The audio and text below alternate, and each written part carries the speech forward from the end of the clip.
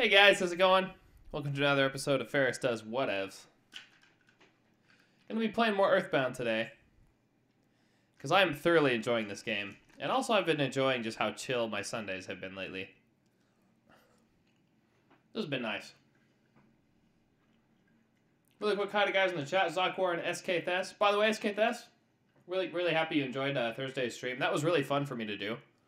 And, yeah. It was good timing because 8 Little Bits brought up that audio and emulators seemed like kind of a black magic kind of thing. And it was as I was revisiting that stuff anyway to do the Lib Retro front end. So it's kind of fresh in my head and something that I've thought a decent amount about. So it worked out. Just do a stream about that. So I'm happy about that. Oh, here's kind of a fun thing.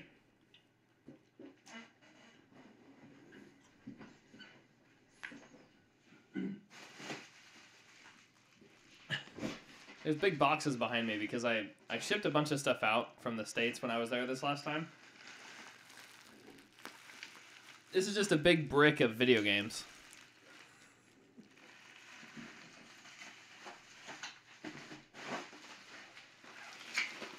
And another one. I'm not tearing them open yet because I got to figure out storage for them.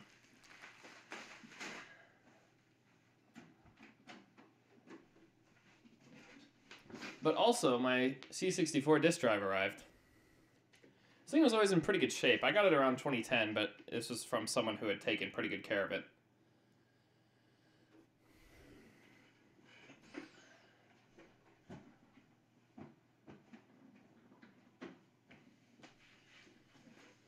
I'm still waiting on 3 more of such boxes.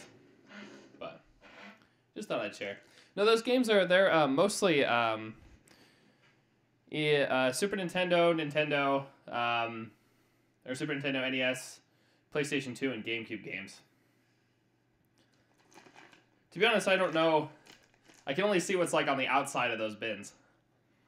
Or those blocks, because I haven't opened that up until I figure out how I'm going to store them. But yeah. Mostly games from my childhood.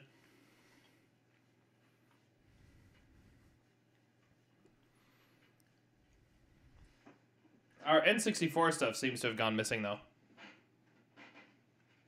But won't be too hard to just get that stuff again.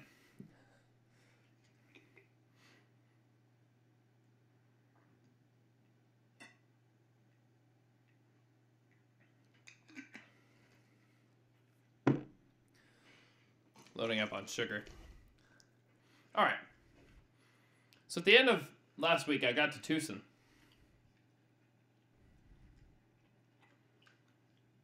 Now I get to explore the town.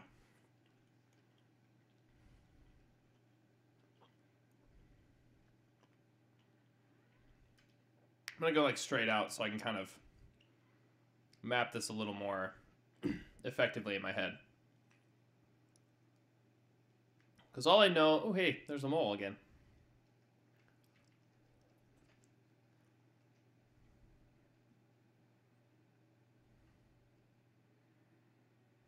Oh yeah, talked to him last time. I forgot that there were people with weird colored faces now. No sound from the game. Thanks for letting me know.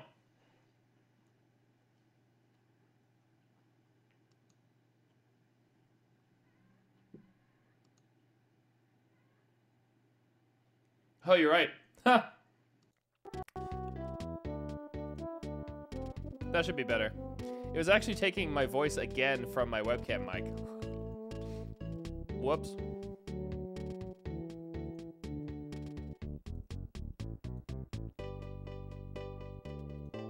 That's a bit funny.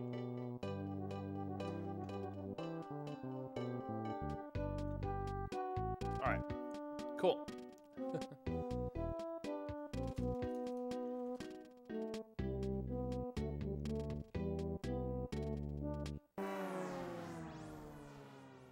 Oh, dang.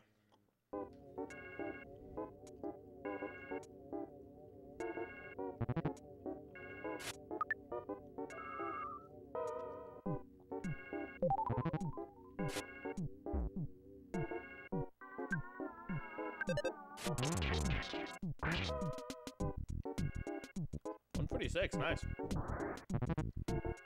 Now I don't have to walk funny.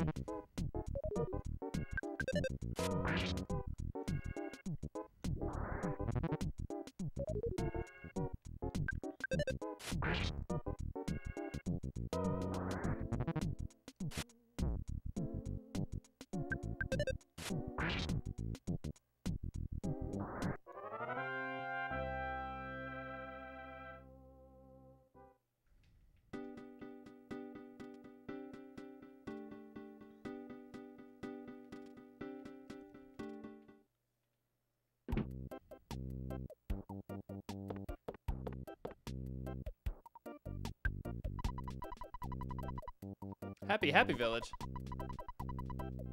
Founder of the religion there. That sounds awesome.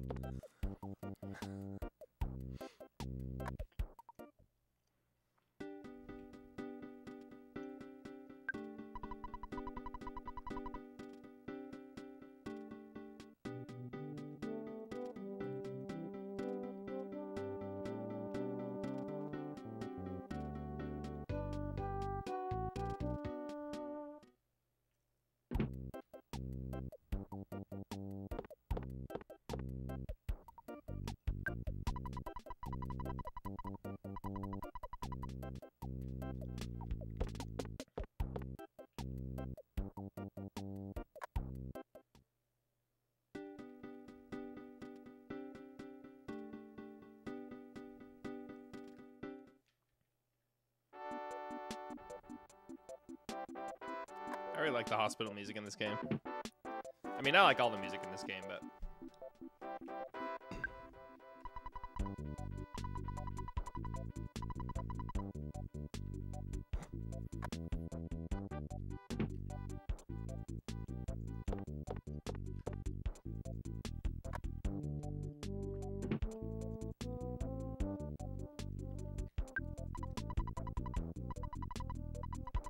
Threed.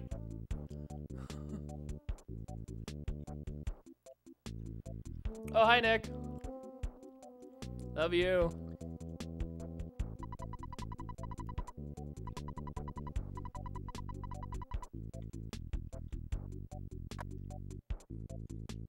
One at Tucson and Threed.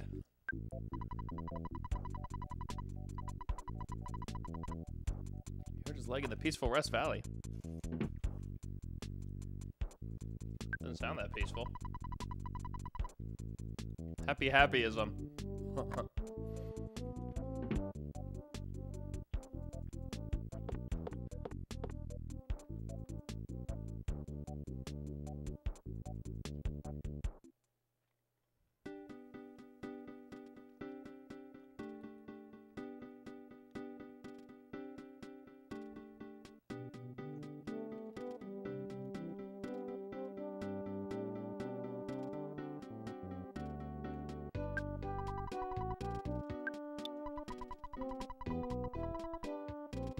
Time to read this. Go to the Chaos Theater immediately.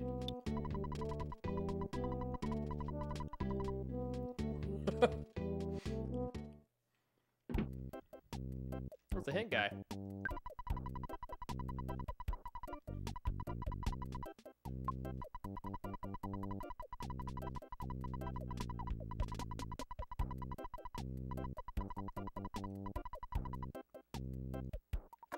He's here all the time.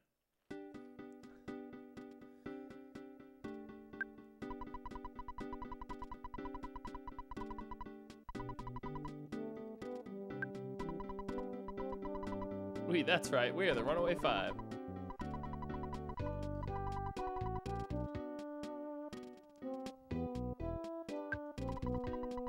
I'm starting a line here.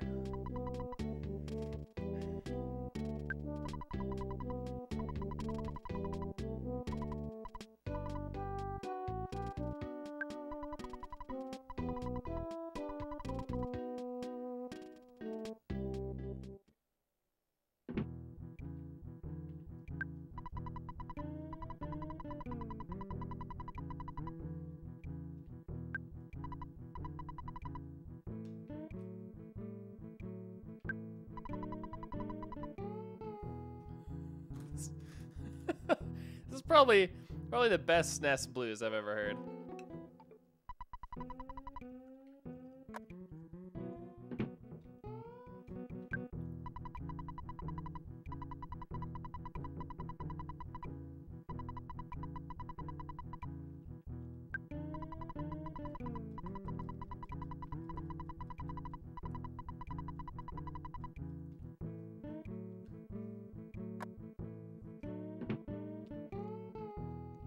Probably the only SNES blues I've ever heard.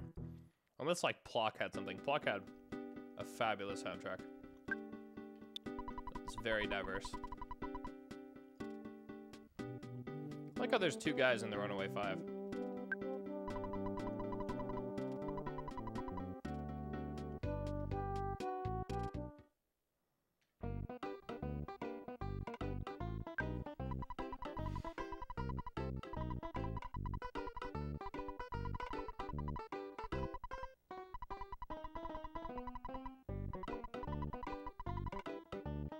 Whoops.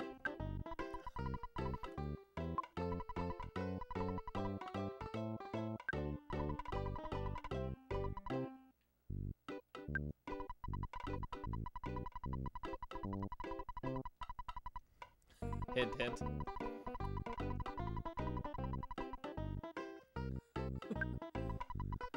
getting really lazy on thick that you should call your mom.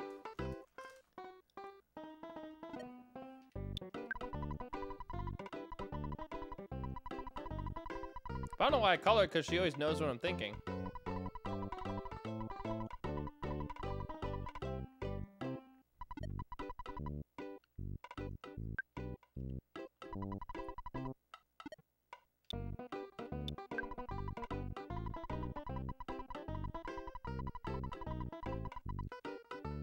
I have a lot of money in the bank.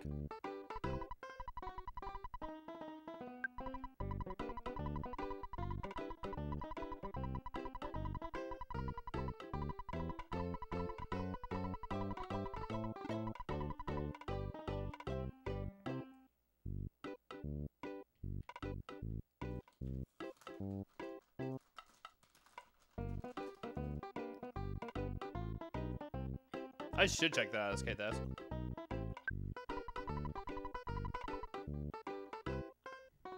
That's true. It was alright.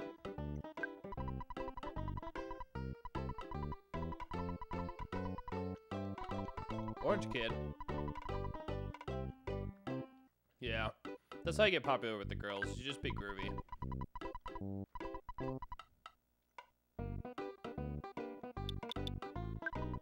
I don't know if I need this, but I probably don't not need it.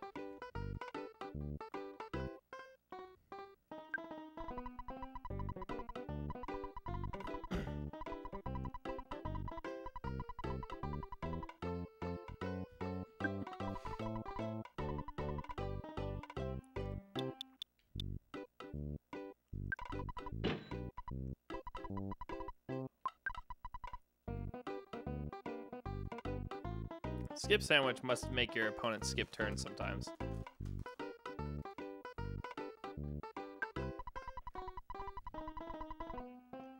Except.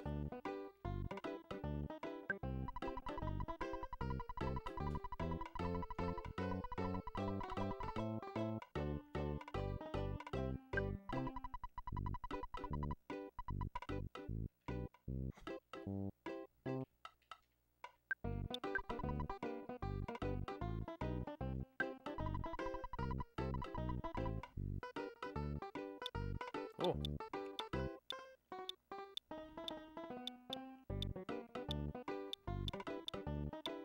I should buy the slingshot.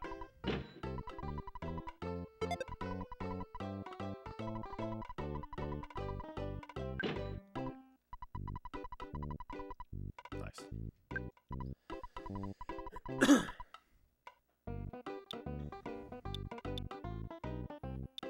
I'm gonna buy it. I have enough money. Go for it.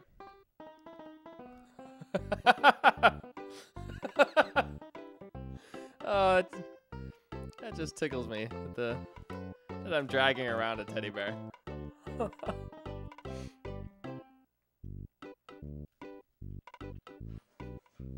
like that.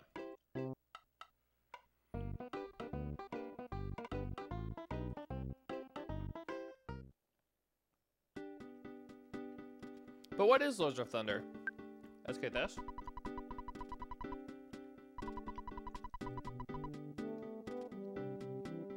Yeah, if she weren't super kidnapped. So I hear.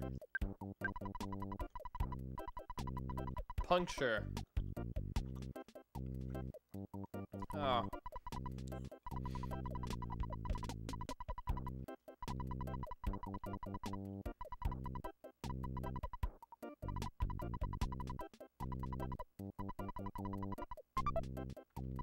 Oh, nice.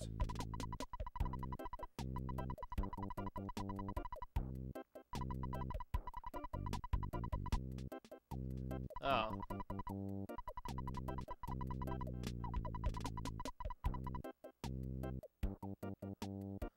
Well, I got a bike, but that's okay.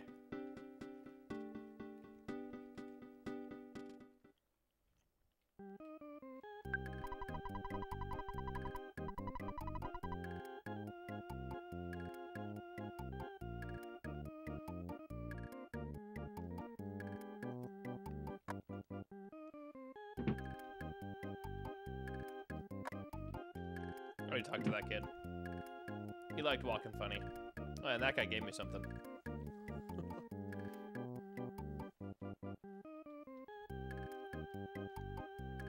I don't even know what a turbo CD is. Sounds like it's something I should know.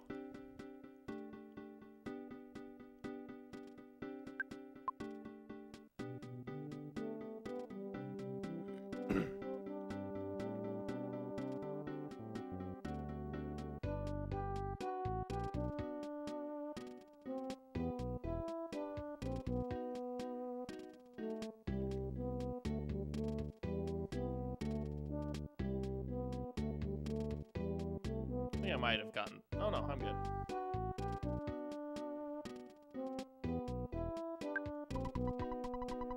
Everdread.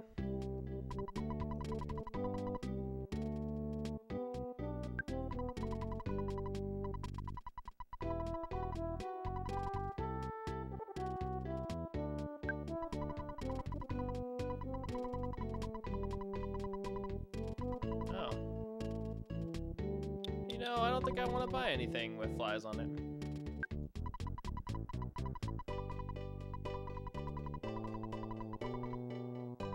Genius. I'm good. Bet you regret not buying it. I really hope that comes up later.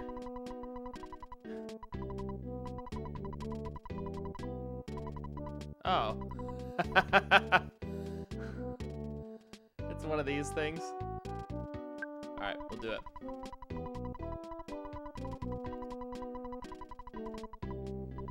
I mean, it really feels like these guys should just talk to each other, but a phone call would save a lot of trouble.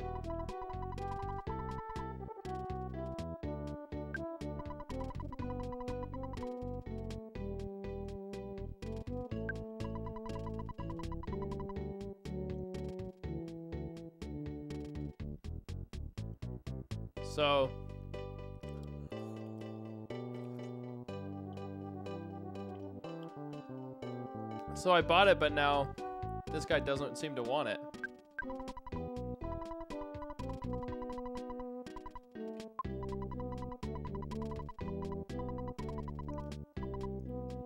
This guy's pushy.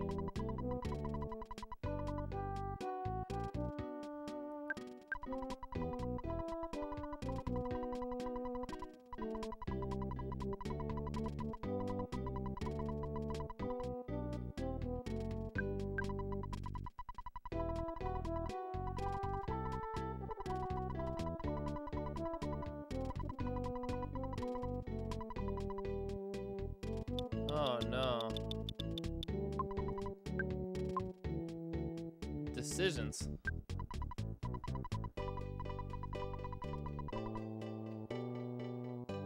Quite warm-hearted for a crime boss. You see that guy on the roof? Buy some of my junk.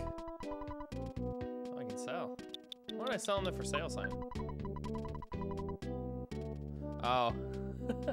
Didn't realize he was supposed to be Jamaican. Except, hold on, man. Scientific man.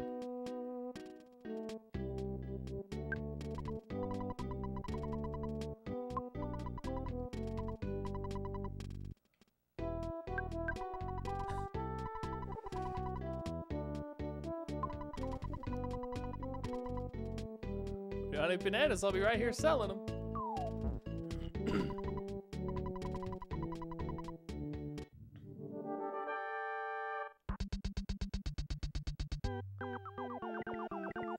Can I just take a moment to enjoy just looking at Everdread?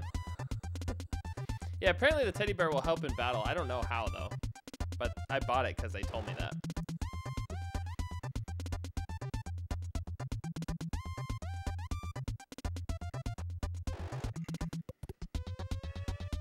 Drinking chocolate milk because I'm an adult.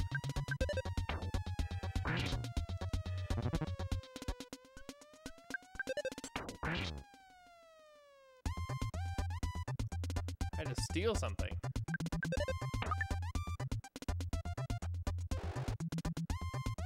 Still a hamburger in the confusion of the battle.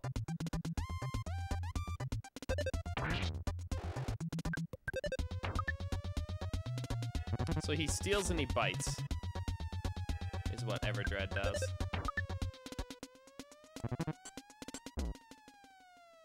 Well.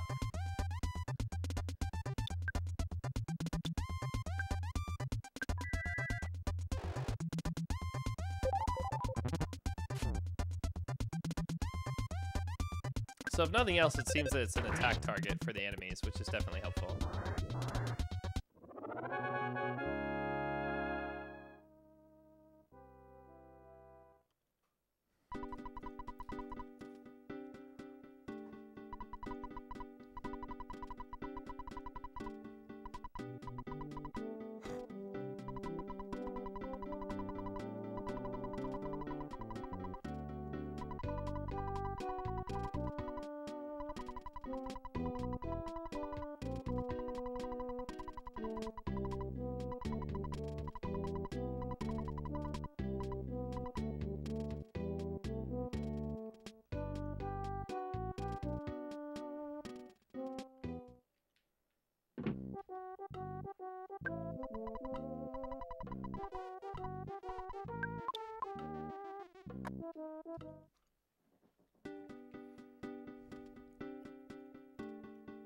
I'm really into this game. Enjoying the stupid humor. Yeah, I don't think he did. Seems like he knows what's going on, but just wants some kid to deal with it.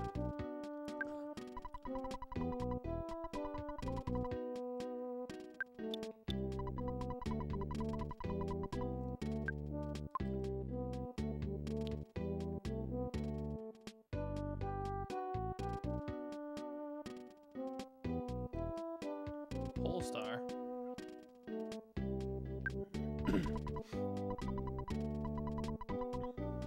Oh, this is probably the preschool.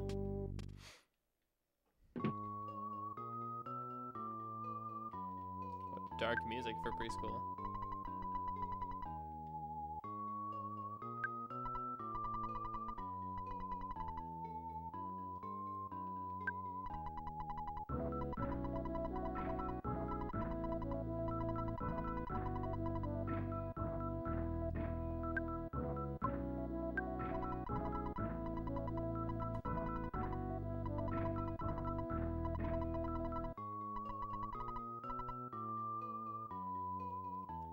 She should be more concerned.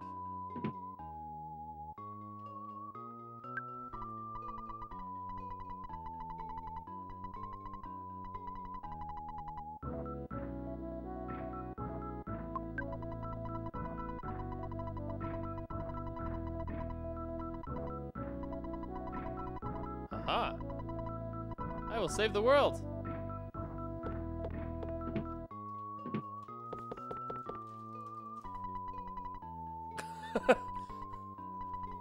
This guy really should have known. I like how he's frantic now.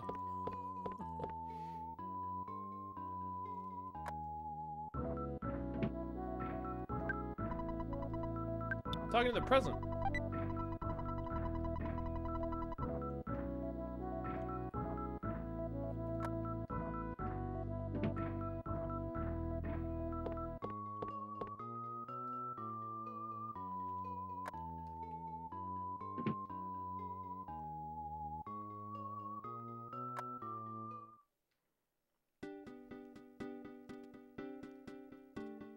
This is where the orange kid lives. I'm gonna talk to these ladies first.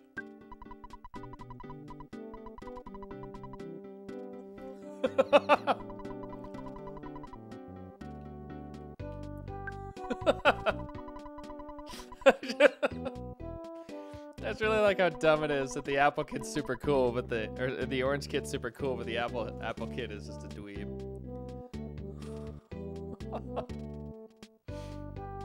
Just super arbitrary.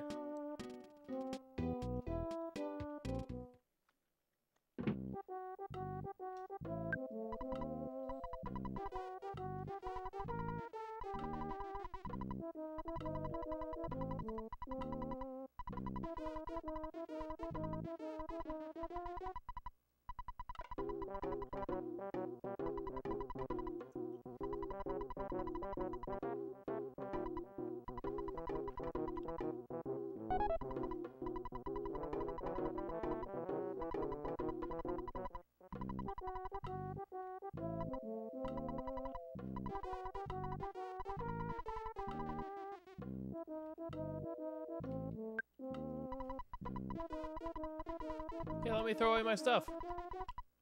Maybe I can drop items. Probably can.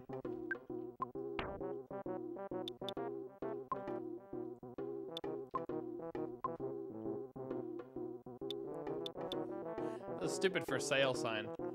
For some reason, I don't want to drop.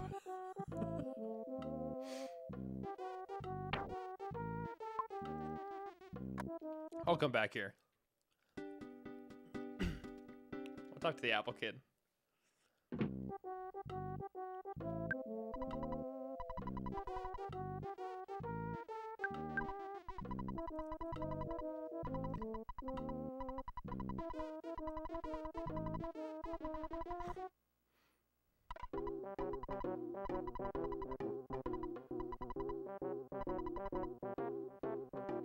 Get my hamburger. Then that'll clear up a spot in my inventory. How much does he need? I don't have $200. I kind of want to give this kid $200. I want to see what happens.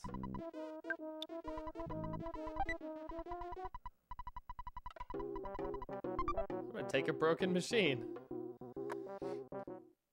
Or there goes that free spot in my inventory. Maybe if I fight this guy, I have to eat another hamburger. Yeah, I guess not.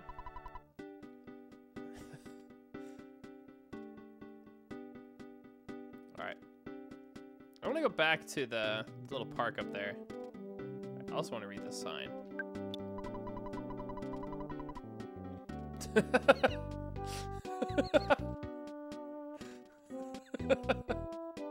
That was a great sign.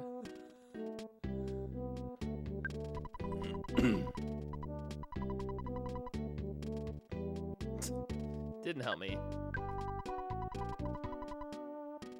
This guy wanted it and then he didn't anymore.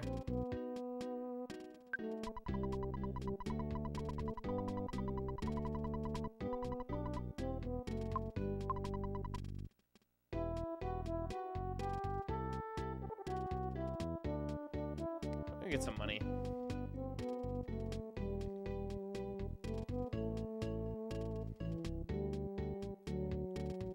want to go that way.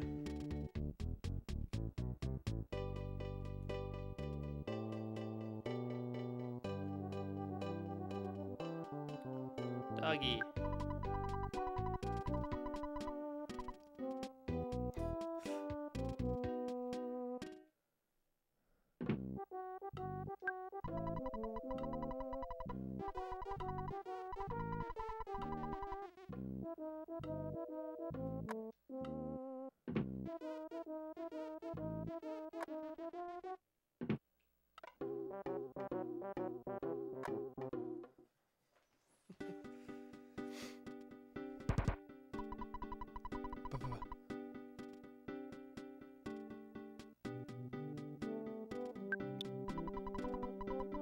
It's the sports people.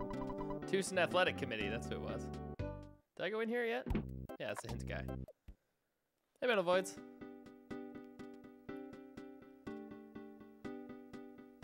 Is there an ATM in the theater?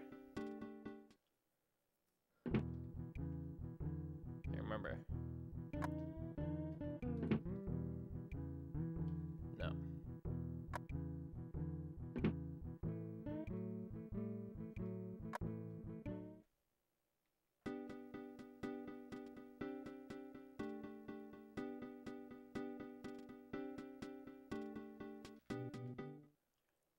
Department store surely has an ATM. I'm gonna talk to it.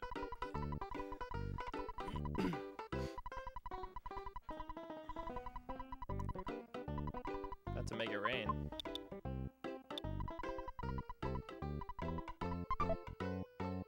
Alright, let's go give the Apple Kid some money.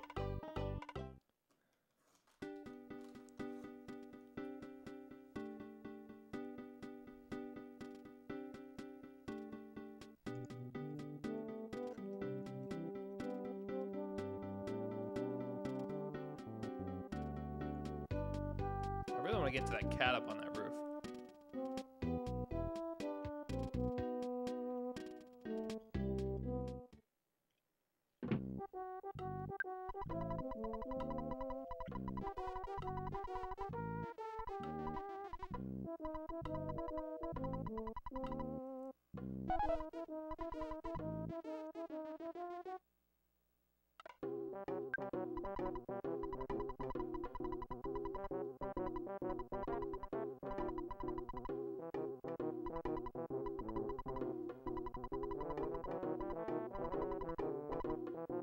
Dang it. I'm just gonna eat a skip sandwich.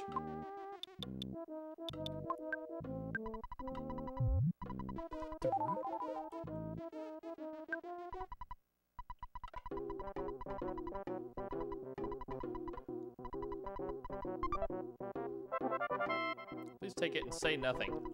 I got the receiver phone.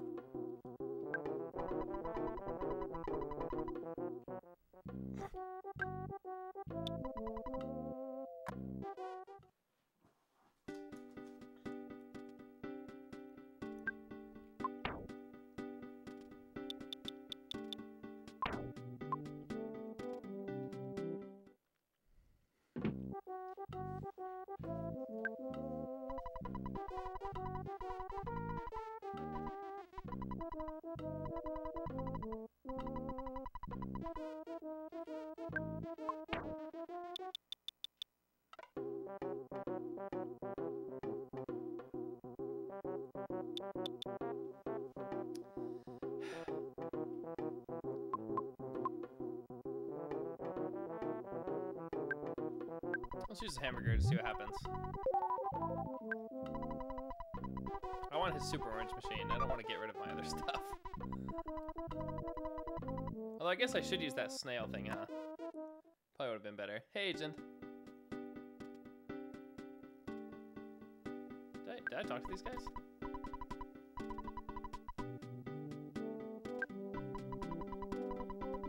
Paula.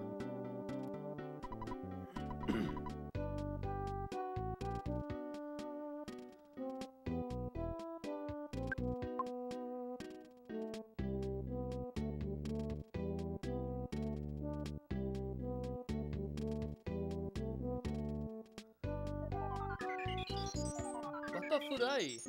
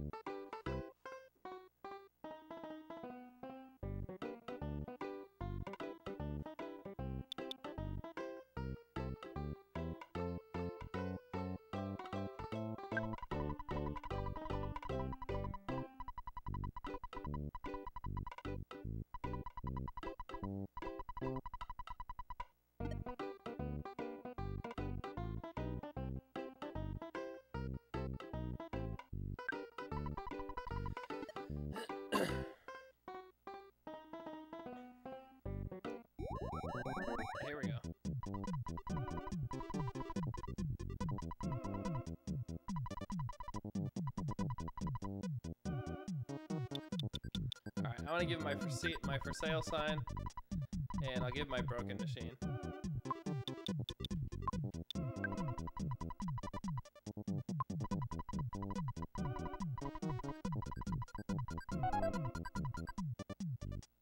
Great.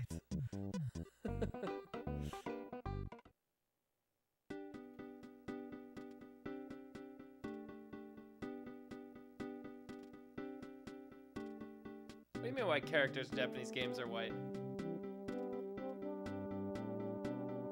Japanese people have many skin tones. I mean like different hair colors and stuff. It's so they can tell them apart easier. It's actually true.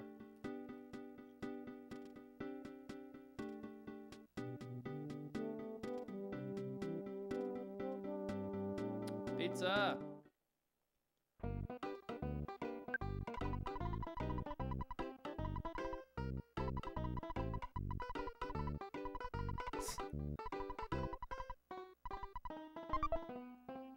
Nice. So now I guess I can call the pizza place.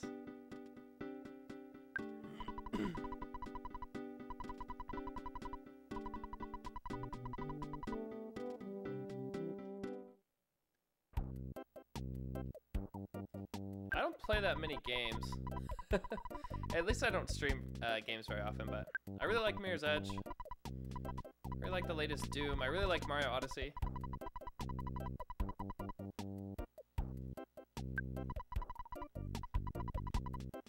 No, I don't play either of those games.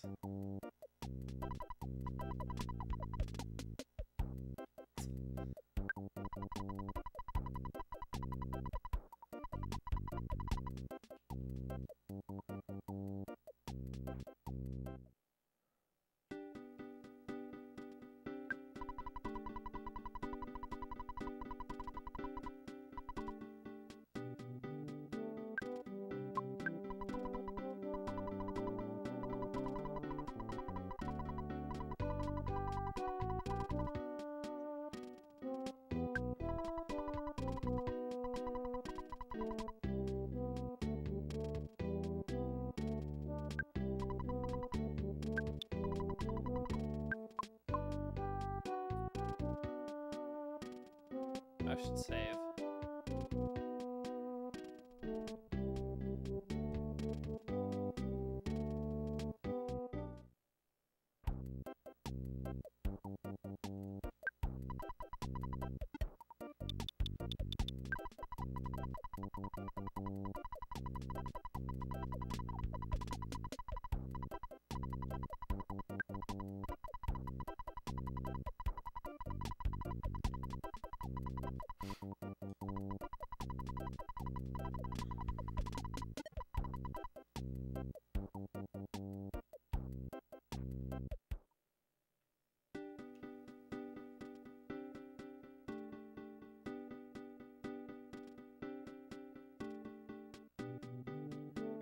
Let's see.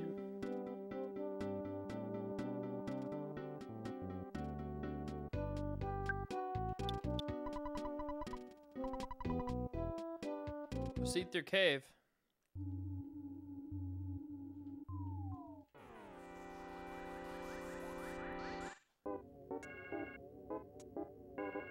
Ah, cool agent. I say streams.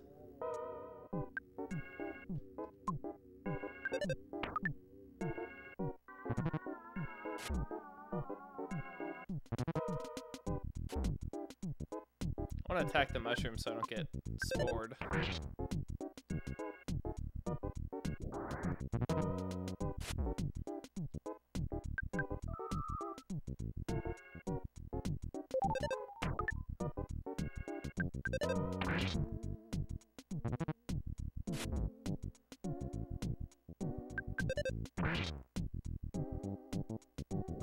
I like this teddy bear.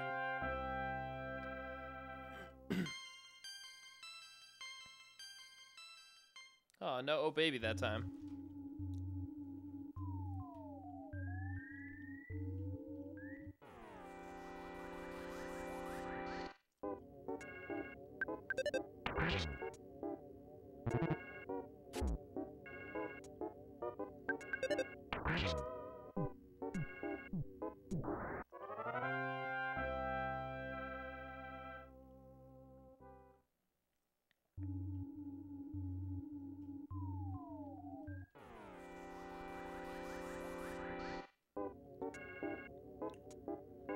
Professionally, I've mostly used C++ and C#.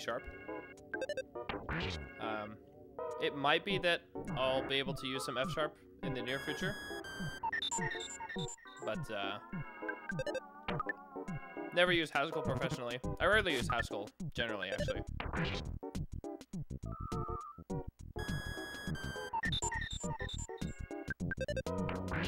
But yeah, for me, F# has been mostly a personal project thing.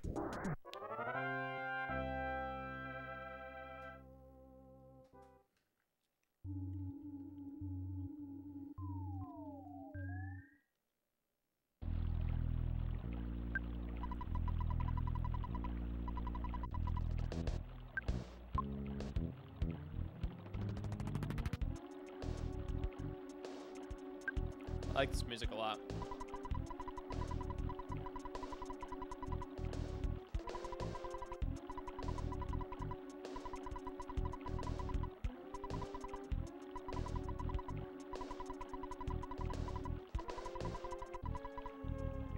Smashing hits.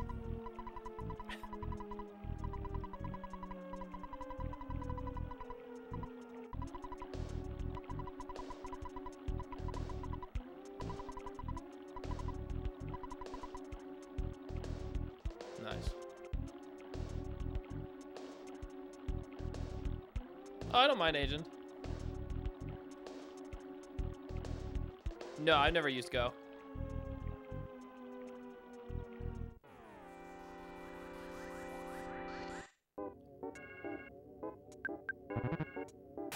That's a little UFO. How cute.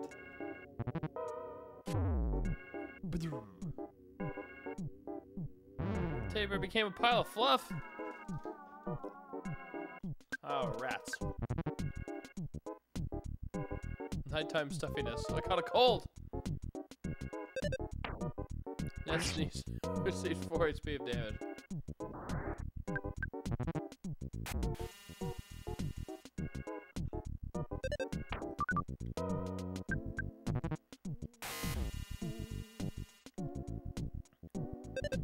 I have a cold remedy, but it just seems like a better idea to get rid of the little UFO before I deal with that.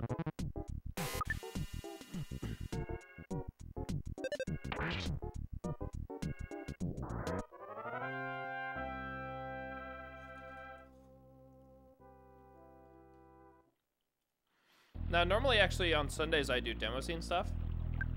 But lately, I've been playing this game.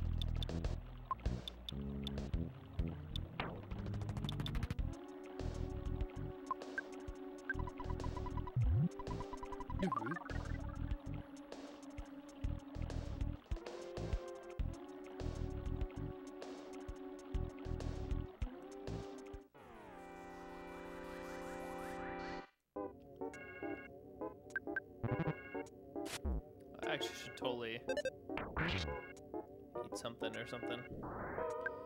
Might actually be a problem. I don't know how much like food and stuff I actually have now. But I can do this.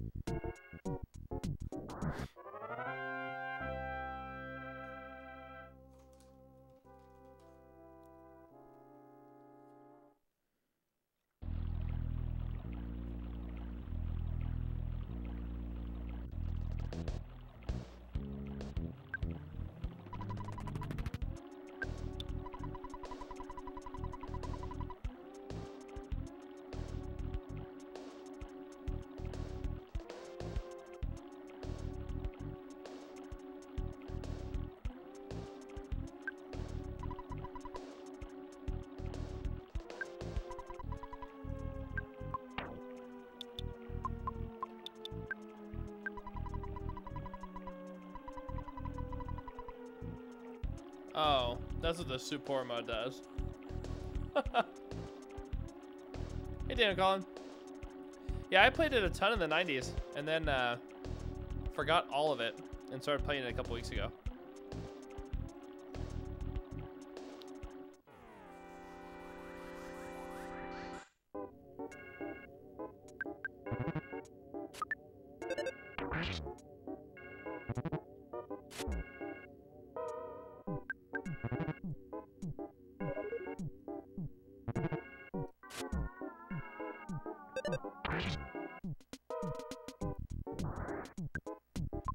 Definitely been enjoying this game, though.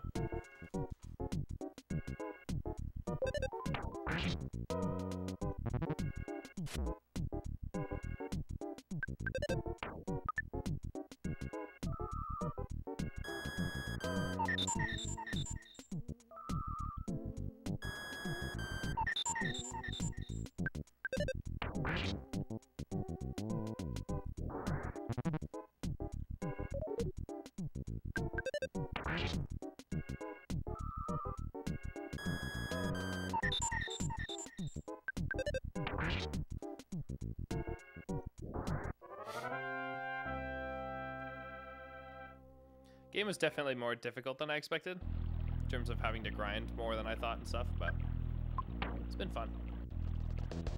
What does this receiver phone do? Can't be used here. Is there anything I can do with this?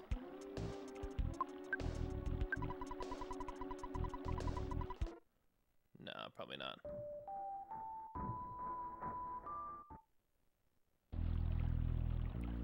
Don't think there's much I can do about this.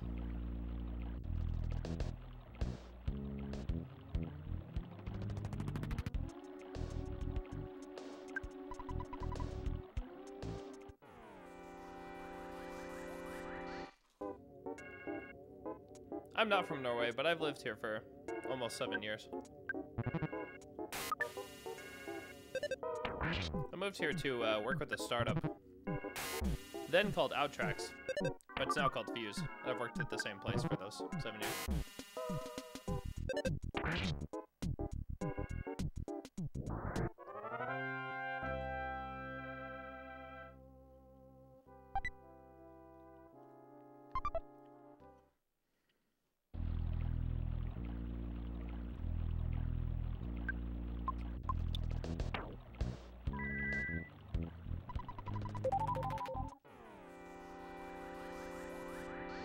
Oh, cool.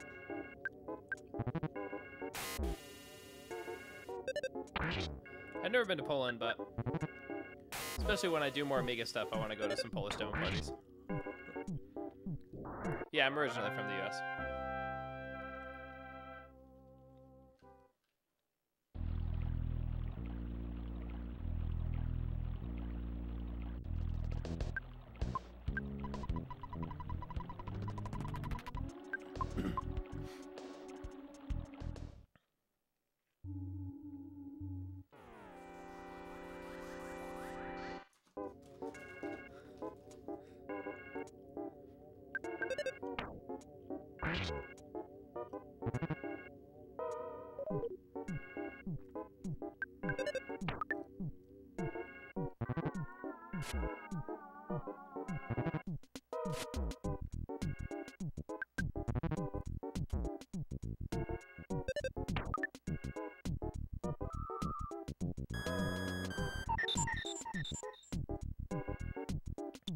That's actually pretty annoying.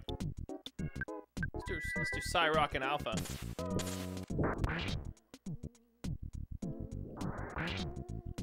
Which, now I think about it, was a pretty bad choice. Because I don't think I have any food other than that skip sandwich. But I'm not going that far.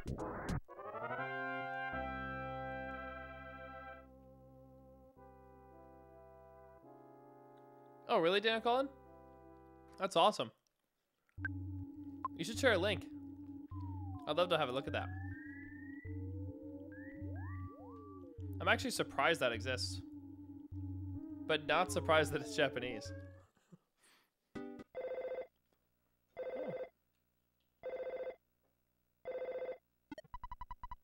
Apple Kid's calling me.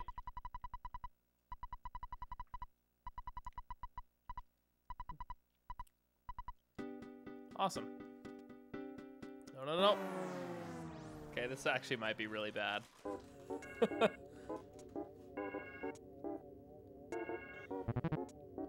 Luckily, it's only these two. But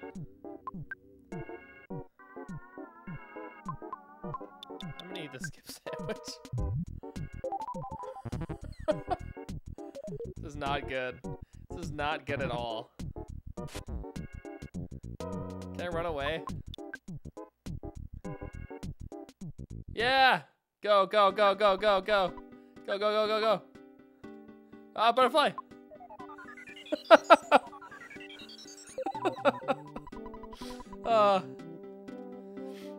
Alright.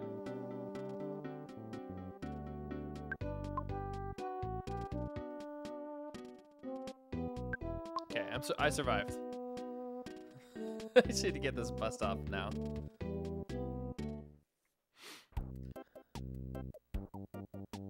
So I can save. I have to check this sound card thing out. Gimmick.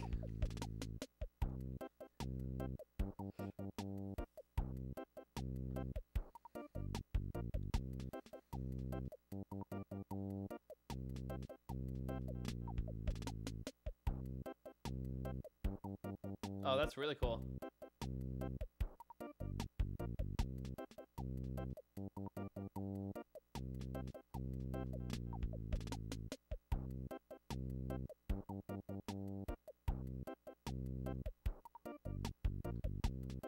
Right, so I guess the idea is that you have to have like little modules that hook up to this.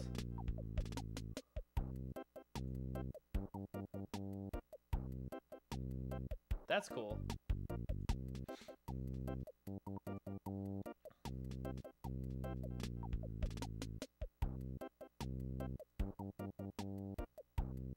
It's funny that it uses like an IDE cable.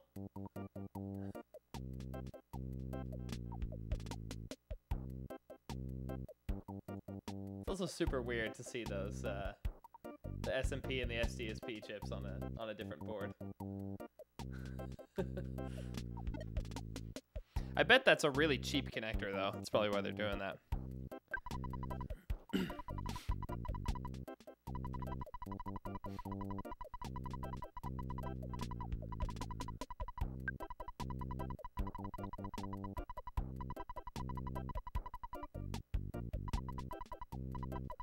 I don't think I've heard of Celeste.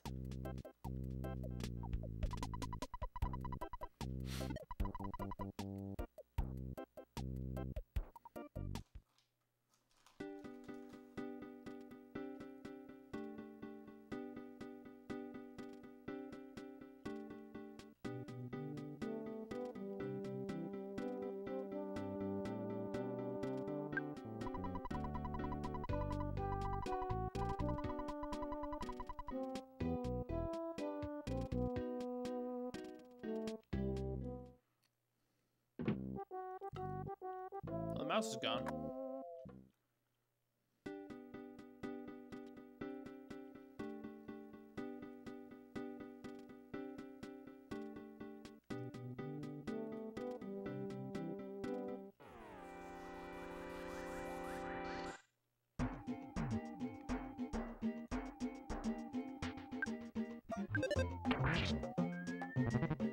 Well, touchpads are way worse for my wrist than a mouse.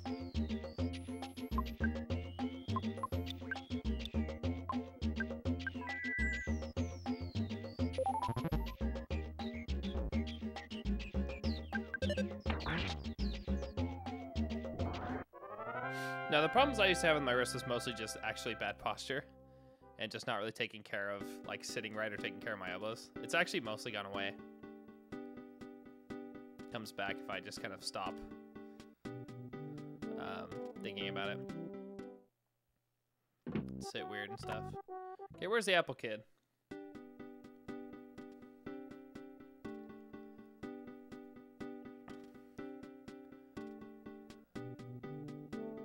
You should be in this park, right?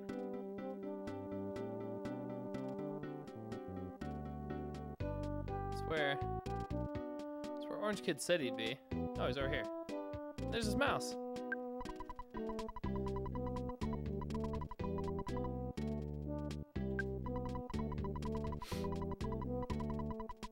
The pencil eraser. Of course.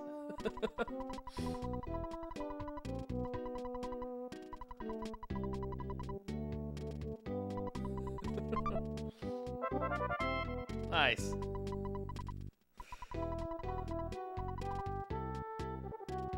So dumb.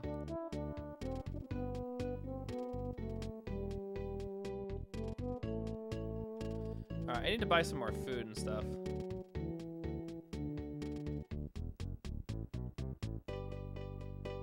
That's what I need. That's what I need. Oh, hey, totally unrelated. I don't know if I mentioned this on one of my other streams. I probably did. But one of the things I'm working on now, it's one of my goals to finish it by the end of the year, but I've started, I'm going to make my own handheld just out of basically a board with an FPGA on it.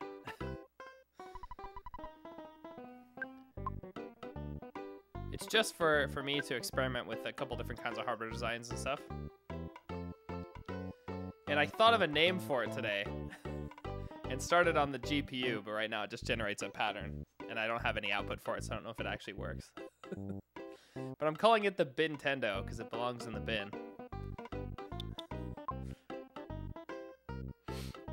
I spent most of the weekend actually because after doing a little bit of hardware stuff a couple years ago, I actually always wanted to do my own hardware descriptor language that kind of solved what I thought were some of the other problems of existing languages. And it turns out a lot of the ideas I had, there were actually had some legs, because like looking at more modern HDLs like Chisel, a lot of those actually have a lot of the same ideas. And from reading a bunch over my Christmas vacation, I kind of got that interest sort of reinvigorated. Wait, I want to go buy a teddy bear. Wait, do I have room in my inventory for that? I do.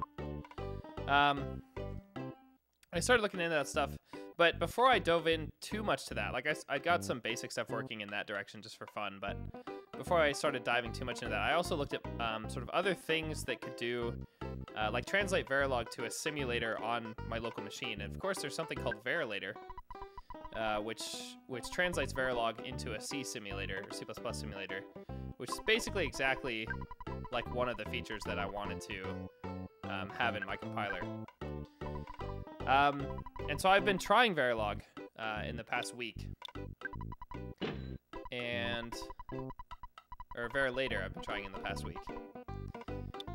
And I mean, it's okay, but then what I wanted to do, like the thing is that you can do, so it translates Verilog into a C++ simulator, and so then the idea is that you would write like a test bench and stuff for that in C++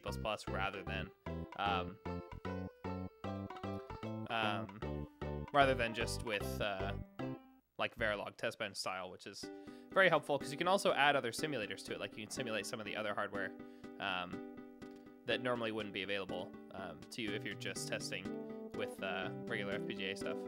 For example, if I wanted to test like an LCD driver, I could actually emulate the LCD and put the pixels on the screen, which I'm really interested in. I think that would be sort of the ideal workflow. If you design the stuff with, you know, basically fully synchronous logic and some other constraints, it's not really too much of an issue to do that. But what I wanted to do is that I thought, well, if I can write those test benches in something like C++, I actually would rather even do it in Rust, just because it'd be easier to, like, say, for example, I wanted to emulate the LCD, it'd be easier to pull down a Rust library to get pixel output than it would in a C++ library. And also I could use Rust's existing test code. So I thought that would be nice. It turns out it's actually really annoying to get all that set up. I got it working today, but I didn't get a very clean make file or anything out of that. Because there was some really weird stuff with MinGW on Windows anyway, compounded with like if you're trying to, the first thing I tried to do was link the generated C++ simulator as a static library into a Rust program that I was doing, and that was annoying enough to link. And then I finally got it working with a static lib, but like if I instruct cargo to link that library, and then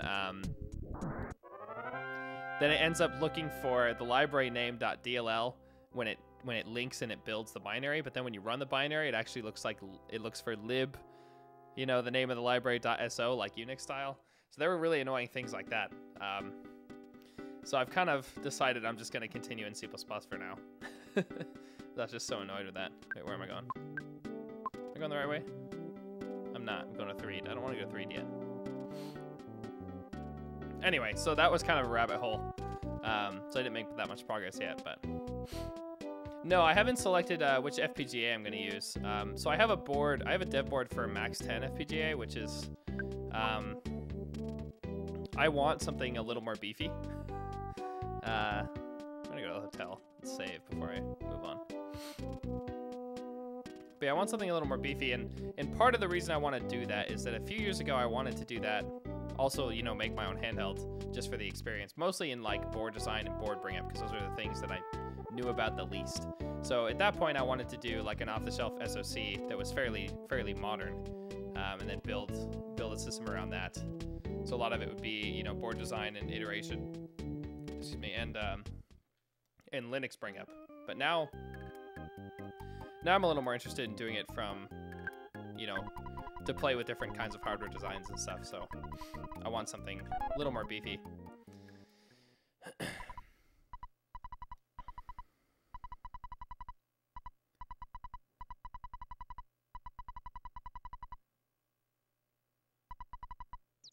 Okay, Paula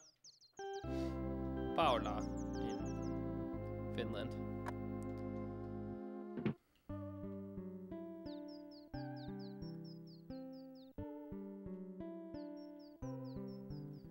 Yes, it's kind of a big project, but one of my colleagues is also doing something similar, or built around a Raspberry Pi. So I thought it'd be a good opportunity to get into that. So we're gonna do a lot of like the case design together. We're also gonna order a bunch of parts together.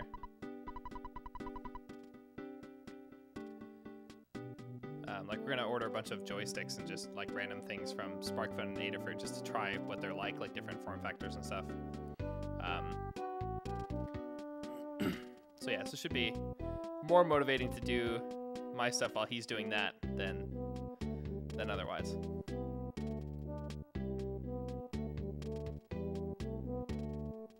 But I'm thinking now too that I want to do like a PS1 level rasterizer in there. Just think that'd be really cool.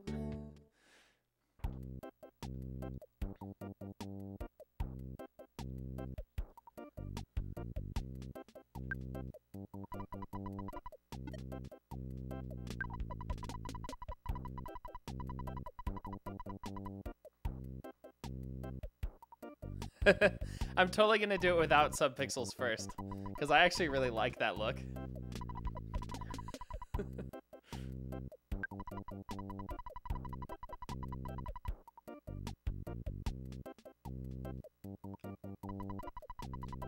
Yeah, so one of the things that I did is the first FPGA board that I got, it was about 250 bucks. It's the only one I have. It's that Max 10 one. And the only reason I got it is because it had HDMI on the dev board, which made it really, at least a lot easier to get started with that stuff, because I could, you know, get that signal up and running and then do visual stuff. But I haven't really done that much with it. The board I have also has some DDR3 on it, which I kind of need to use if I'm going to do like a rasterizer or something. But I haven't dug into that very much. So there's a lot more to dig into, but yeah.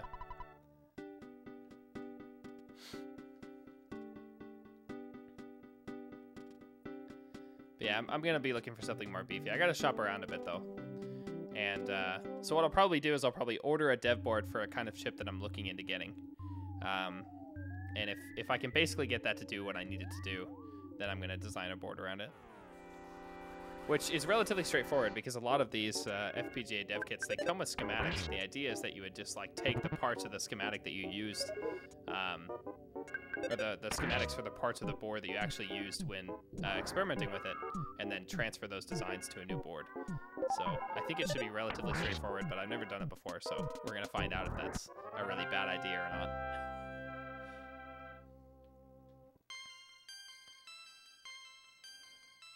But for the CPU, so here's the other thing about that. Like, if you make your own CPU architecture, which you totally have the option to do if the entire thing's on FPGA, you can basically make anything you want. I mean, within certain performance boundaries. But I'm thinking that I'll want to do something that, you know, there's already an existing compiler and toolchain for. So I'm looking into RISC-V. At least, you know, just the integer subset of that to start out with. I think that'll be relatively straightforward compared to a lot of other alternatives. Especially because, like, so RISC-V is designed to be, like, have a classic RISC pipeline, so it's supposed to be generally pretty fast. But you can do it non-pipelined as an initial implementation, simplify a lot of things. Even though, at the cost of performance, of course. But I would like to do, I would like to just lean into that and just start going, so. I think that'll be pretty fun. And that's also why I looked into, you know, those testing tools like Verilator, because doing something like that with 2-minute recompile and resynthesize times is just not going to be very fun. But doing that, you know, against a simulator is, I think, going to be a much more enjoyable experience. So I'm thinking about doing that. I'm thinking about doing a RISC-V CPU and then just a custom GPU. And then, you know, stick the FPGA on a board with a little breakout for an LCD that I'll probably get from Adafruit, and then, you know, a couple joysticks and perhaps a little speaker, and then battery and like a charging circuit. It's kind of the loose spec that's in my head, and then we'll do case design around that. So I think it'll actually be really cool.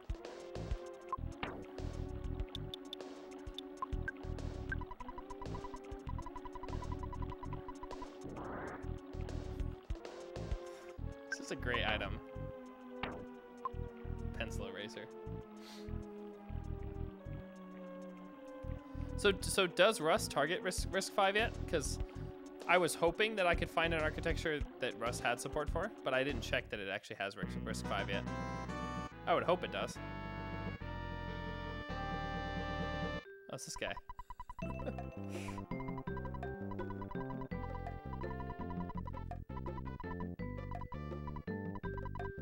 Fuzzy Pickles!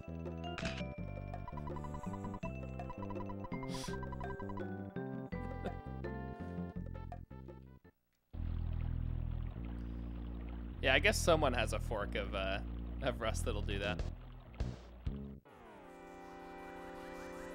Hey, Love Like Semtex. Oh, also, hi, Kluash. Didn't say hi. Territorial Oak. That's what it was.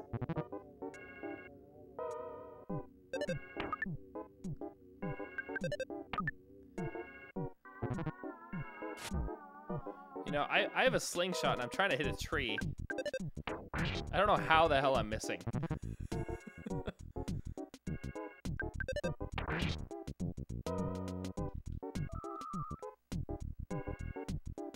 Yeah, it's the Bintendo. I'll probably stream some of it. That's my plan anyway. Oh, wow. I think just did like 200 damage to my teddy bear.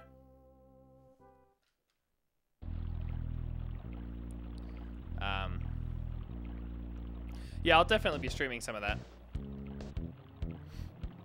I haven't really planned that out yet though, but it'll probably, a lot of my Sunday streams will probably be that in the next little while.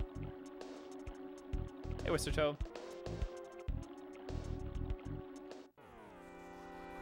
But it's not that I don't want to stream that. I just don't know how to do a lot of it yet. And there's a lot of the basics that I kind of want to get down in my head before I start streaming it. And kind of figure out more of a plan for the project too. Because right now I'm just kind of floundering a bit, looking into a lot of things before the plan becomes a little clearer in my head. Need to get a little more overview.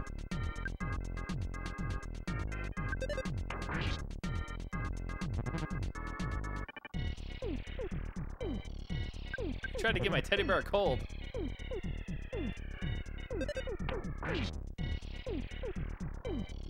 Okay, so spinning robo is not that scary.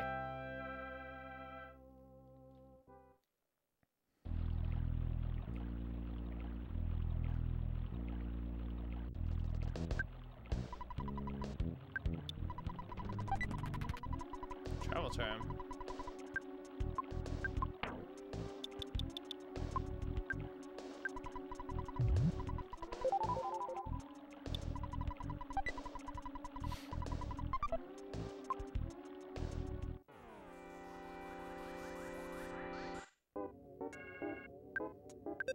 I'm also not super sold on the name Nintendo, but it was enough that I could make the repo today.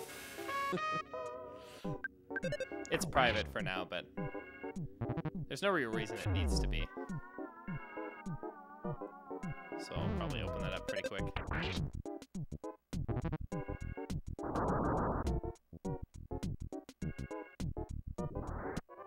Territorial Oak does a lot of damage when it dies. That's bad.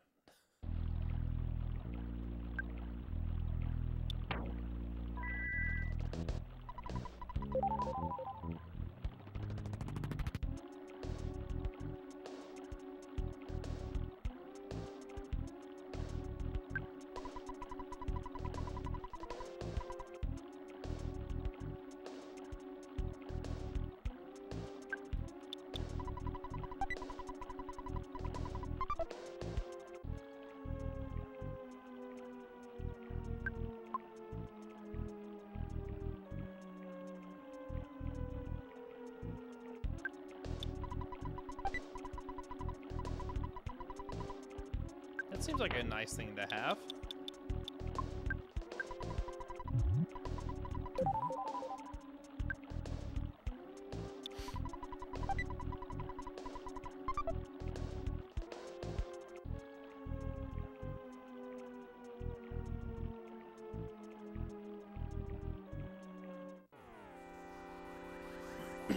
I think the other thing though with the Nintendo is that a lot of that, like playing around with joysticks and stuff, that's just going to be me and my colleague just kind of doing that. So we probably won't stream any of that. But especially a lot of the digital design I really want to do. Really want to stream a lot of that. I'm not that experienced with like Verilog.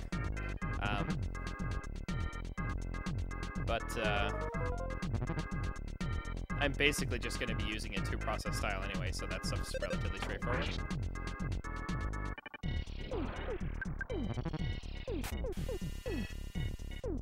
But I also have to figure out like a couple basic things, like how on the board I have how does like a DDR3 driver work? You know what I mean? Because without that, then I can't have enough memory to do anything interesting.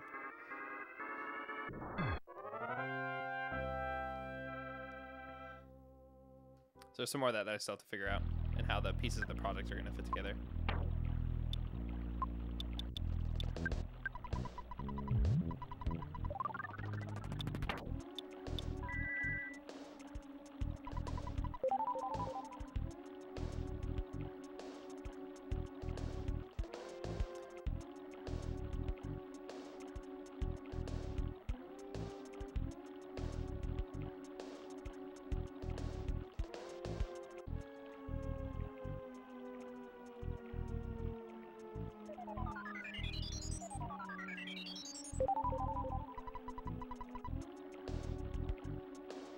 I also want to stream some of the board design stuff too. That'll be a big learning experience for me. I think it'd just be cool to share a lot of that. Because the way I think it's gonna go is that it's actually gonna be really pretty straightforward. Once I figure out just kind of the constraints that the board has to have. But who knows? Might not be. It's kind of why I'm doing this, is to get all that kind of experience.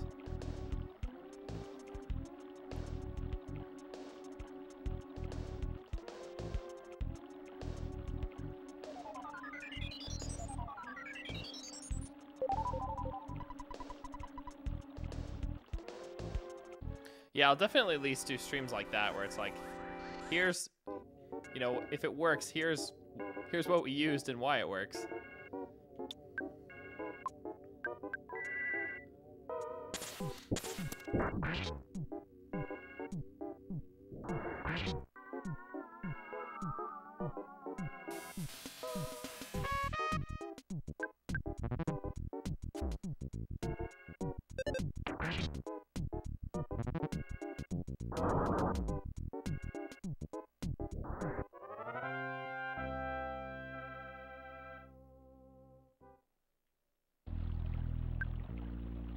Yeah, simulation thing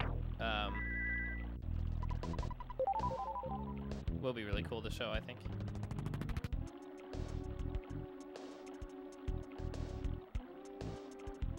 I think I'm already really close to having something showable on that front. Yeah, fights are definitely harder with that teddy. Because now everything hits me. Wait, give me a snack. Okay, so these are the same snacks from earlier. They're not too bad. Although they're barely worth the experience. If they even are. Yeah, 1 EXP is nothing.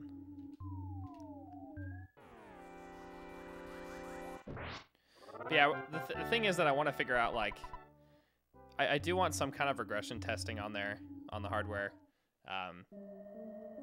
And I want to figure out how that's going to look. And at the same time, I also want sort of a... It won't be a real-time simulator, but some kind of simulator where I can, like, see pixel output and stuff. Because I'm hoping to do most of the development in that kind of environment.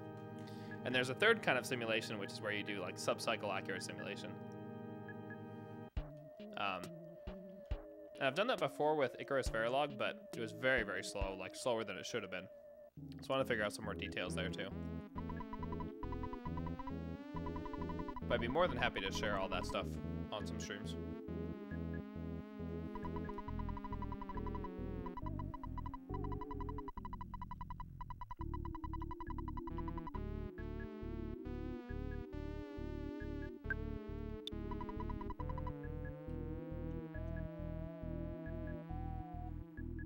I like the vibe in this town.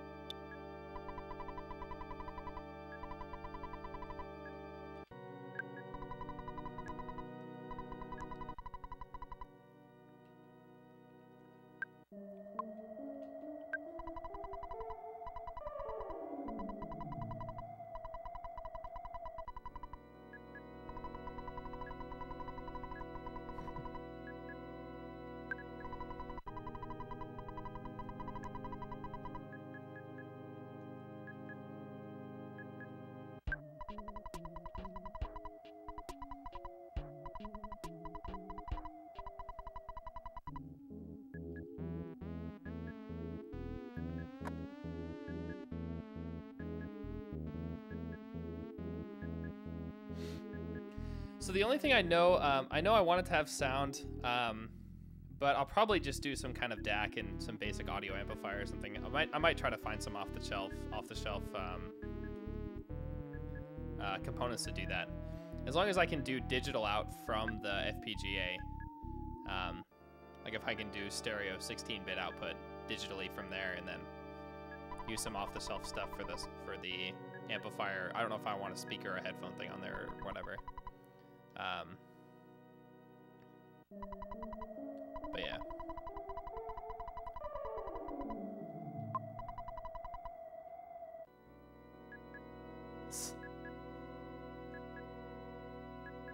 I like how this person's following me because I didn't donate. But yeah, but then the thing is that then I can do whatever I want on the FPGA, and ideally play with some stuff.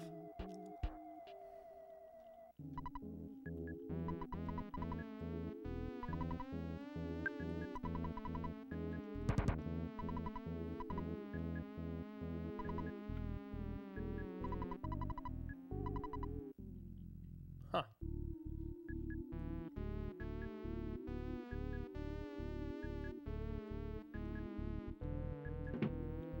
That was a blue cow.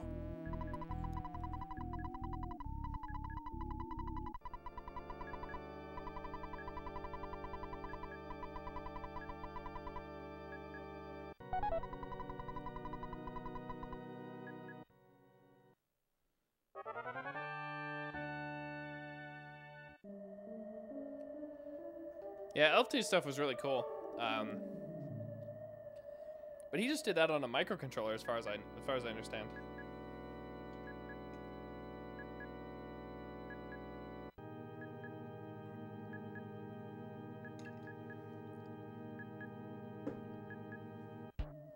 Which I remember, at least when he did Craft, that was like a lot of the idea. But perhaps he did more. But I more mean he did that with just a microcontroller, as in like he did a PAL signal and audio and everything with slightly overclocked at Mega Chip, which is actually pretty sick.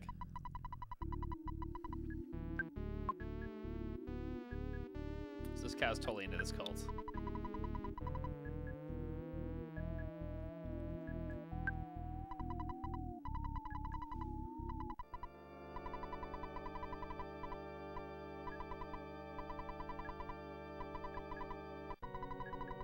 Wow.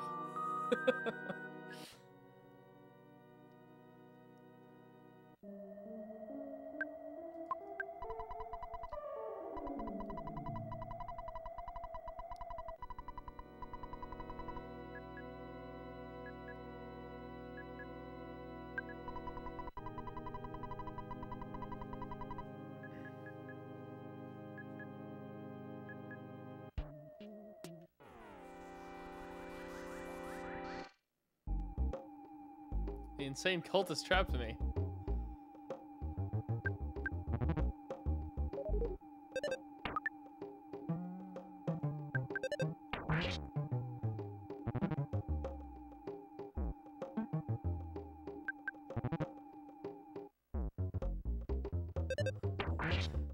I like the bass here.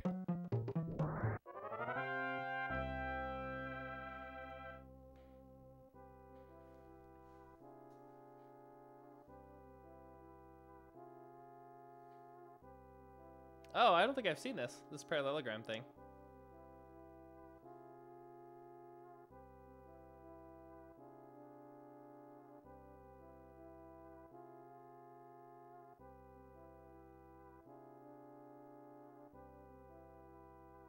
I definitely need to check that out. That's very cool.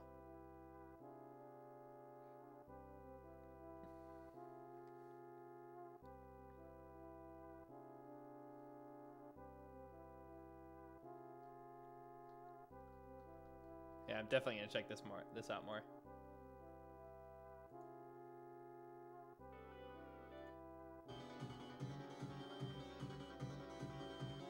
Oh, I've heard the soundtrack.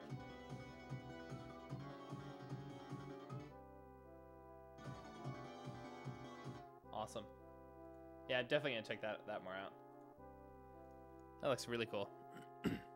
Yeah, that's exactly the kind of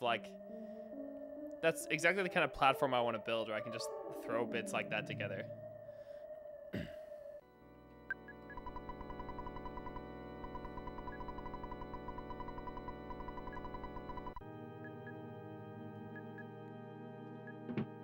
Oh, wow.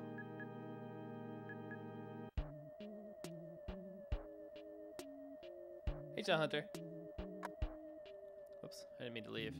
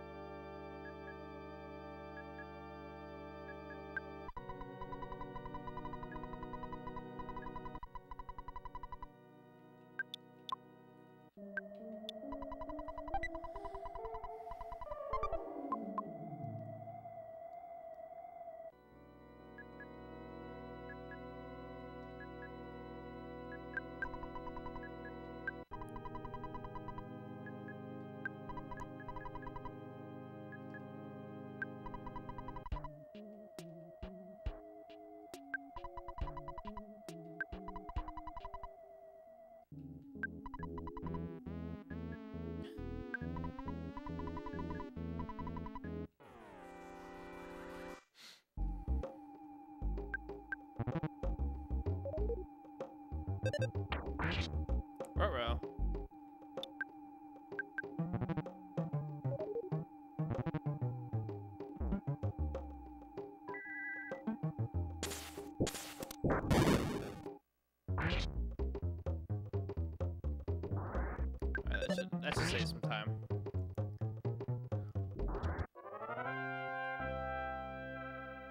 But yeah, like what I'll end up mostly getting out of it is just like a portable FPGA board with a screen and joysticks on it, which will just be really cool to have.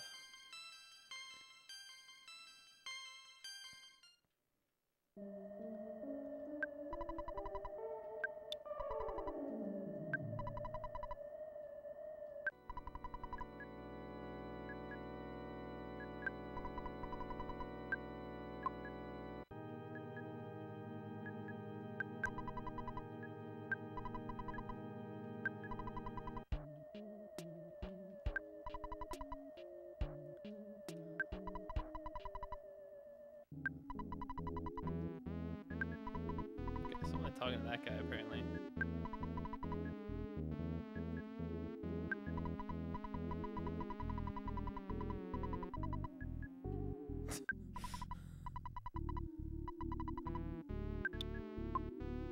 This game is classic.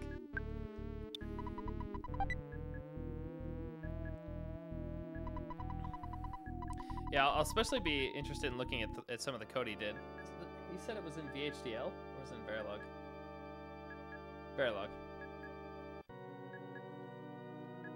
Yeah, it'll be really interesting to see what his code looks like.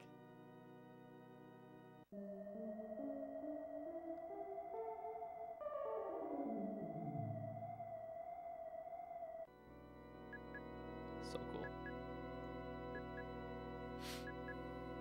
Wait, what was this? As a skip sandwich. I'm okay with that, I think.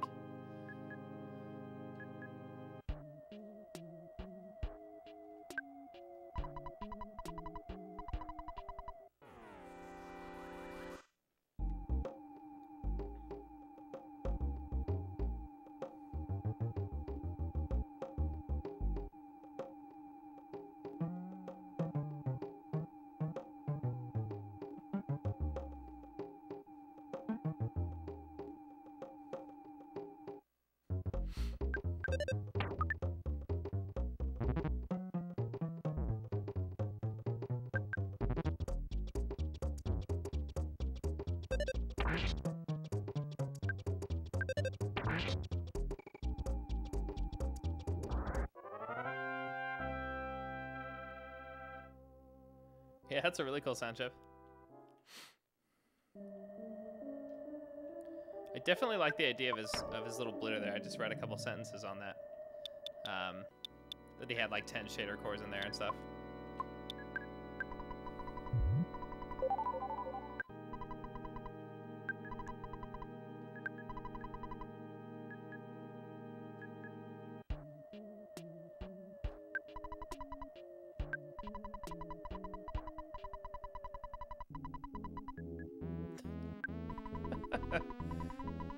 It's just such good writing in this game.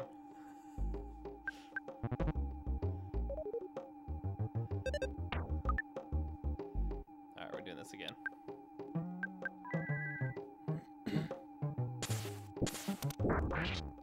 Yeah, I think that's pretty smart.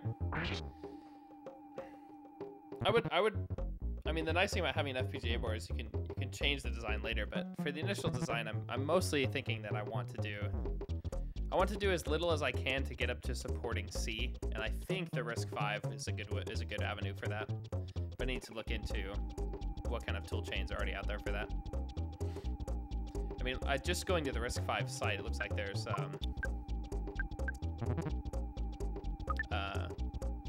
tool chains available already, but I don't think they're pre-built. But that's not too much of a problem. Because that's the thing, if I didn't mind just doing a lot of assembler, then I could just do whatever I wanted for my own core. But I just think it's smarter to not do that.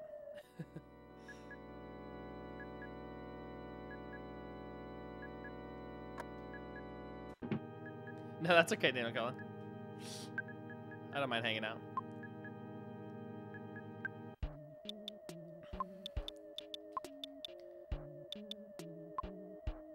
Because I think a generally useful CPU is gonna have to be like reach a certain level of components before it's actually usable anyway. and risk 5 is actually pretty minimal, at least the integer subset.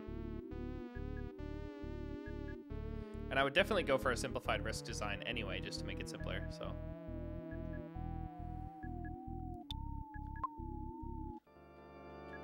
Seems like the right move.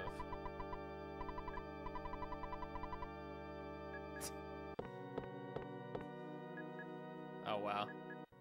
This guy's a piece of work.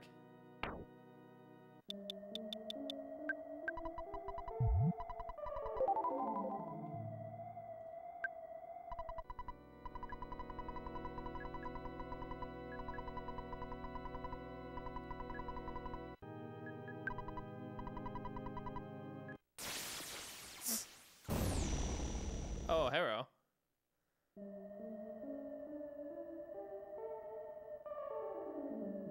Okay. So I at least can't say yes to be his assistant.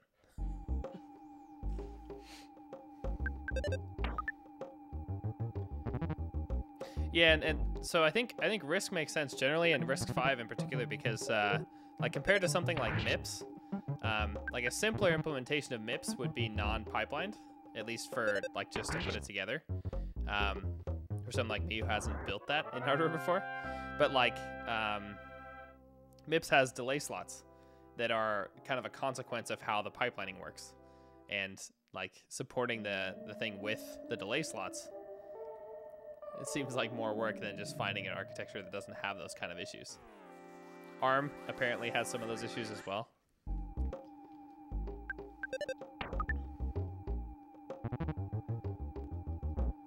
So I'm hoping that'll be a good choice.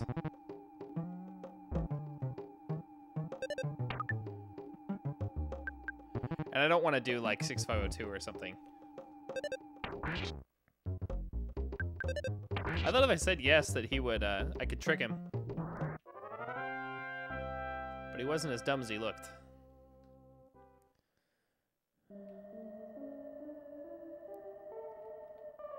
Oh, this is the girl that... This is a girl that wanted my money.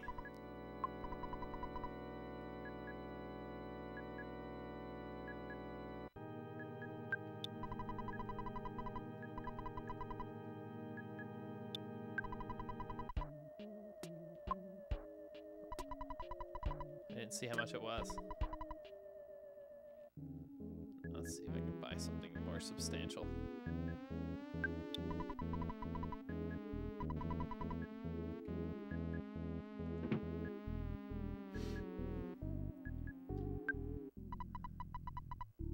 Yeah, the other thing with a lot of those retro architectures is that there's a fair amount of stuff with just like instruction decoding, where a lot of that stuff is simpler in Risk.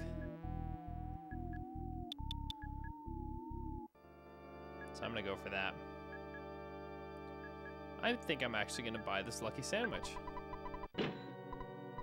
Super expensive, but I totally have money in the bank.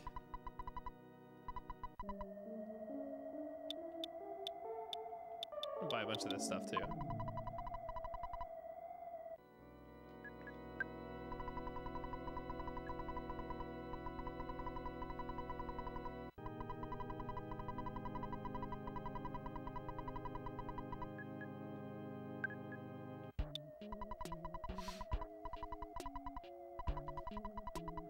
So yeah, so I'm gonna avoid one of those older CPUs and just go for Risk. It's one of those things where it's like, it's kind of counterintuitive because it's like, oh, the more modern design should, or the older design should be easier. But in a lot of ways they weren't, because they were sort of optimized for low gate count rather than simplicity in design. So sometimes just knowing about more modern ideas, you find simpler stuff. And the reason why the Risk stuff is so simple is because it's designed to be pipelinable. So they simplified the individual stages in order to make them a little more independent. And even if you can just implement it without the pipeline, it gets even easier, because then you don't even have to worry about the hazards, which is basically the only real issue you have in implementing one of those. So I think that'll be a good move. I want to buy the Holmes hat.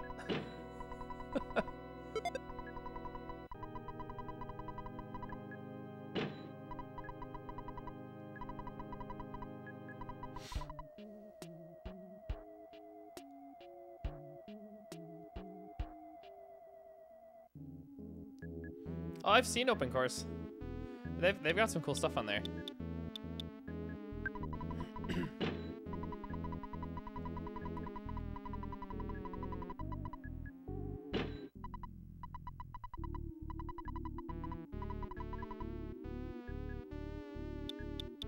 Oh, now I see what you mean, Love Like Semtex. Now I need to buy something for $8. Oh, hey, look, that worked out. Except he's gonna buy the slingshot for 44, and now we're back to 4 again. I think that's gonna be worthwhile. Except that I should...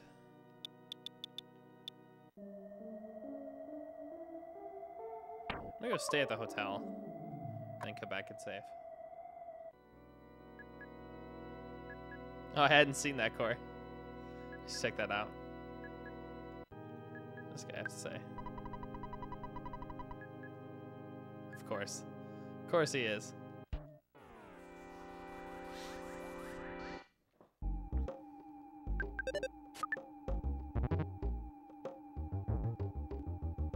One of the things that I need to find more designs on to study a bit more is just memory buses, like how arbitration works and how...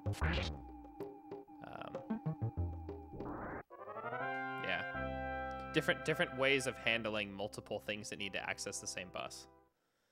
Really interested in those kind of designs. It's just something that's just never talked about from a software perspective.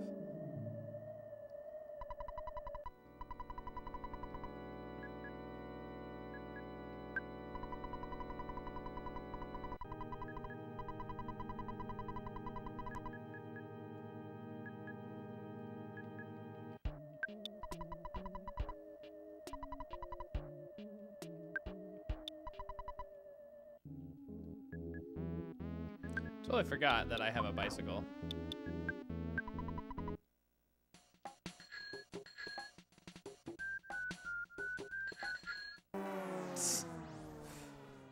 I liked that music though.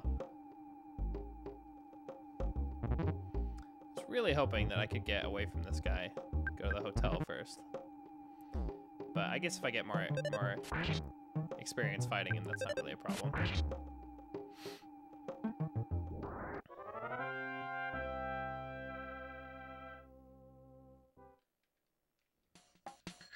But like a super simple bus design is that every time you need to access something from the bus, like you could have two things that need to access the bus, for example, and when they both need to access the bus, you just give precedence to one of them, and then have some part of your bus protocol, for the two things that need to access it that either says whether or not they actually got the byte they wanted in the last cycle or not. Like that's probably enough, but I'm interested to see. I'm sure there's more complicated schemes than that are more clever and take things into consideration that I haven't thought of yet.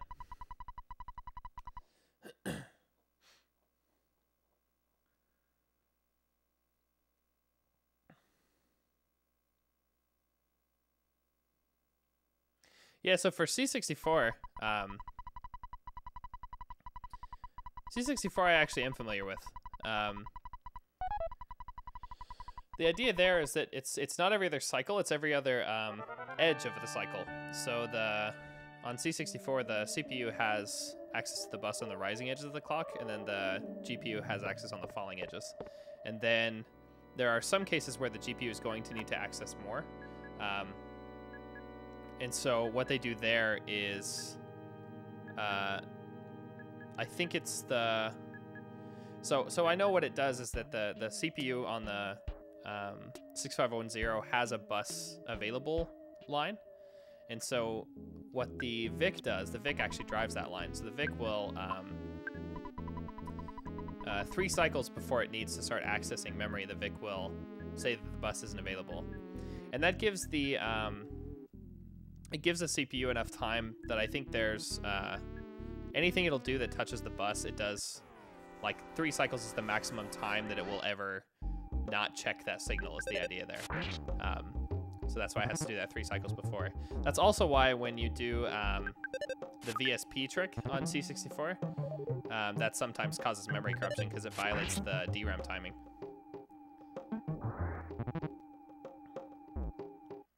by having some of those lines driven by both the CPU and the GPU.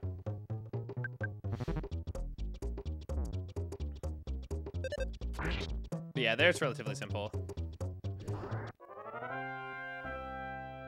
I don't know if it'd be so specific to the board. I mean, it would be specific to however the memory is connected, but I'm not sure if I would say that that's specific to the board or not.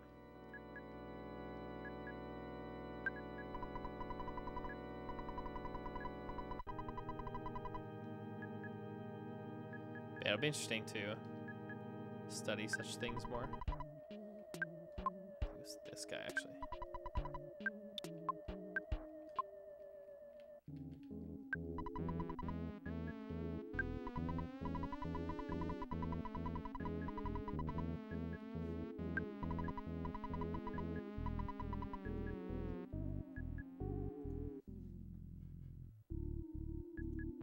That is interesting to look at.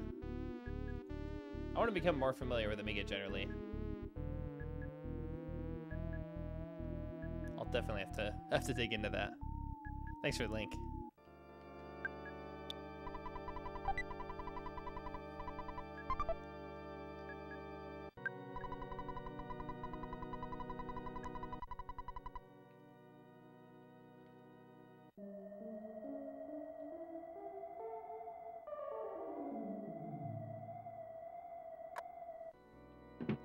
But yeah, for example, if in my design that I have a DDR3 memory on board, then I have to arbitrate access to that, and that'll be like a separate mechanism from the DDR3 driver, which is going to be below that.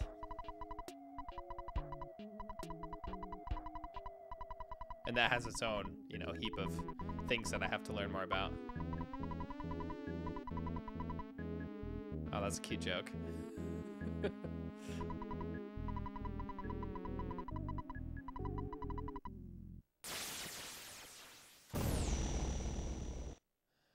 Doesn't seem to be much I can do with that guy at the moment.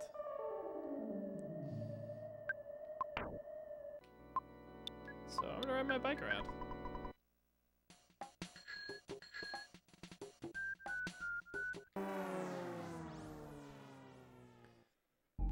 I probably won't have some cache for the initial design, but I plan on adding cache later. Like, when I do the CPU bring up, it initially probably won't have cache, but I'll probably add that pretty quick.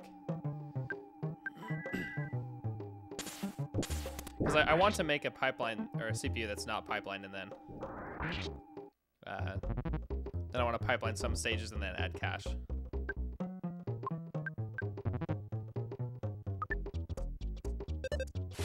Oh no, I tried the Orange Guy device. It just played the Orange Guy's theme song and then broke. So it was a waste of money. That's all the Orange Guy device did. Get out of here. I'm riding my bike.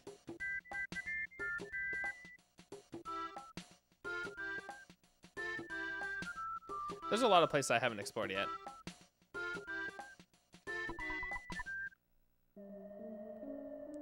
Like, I saw some caves and stuff over here.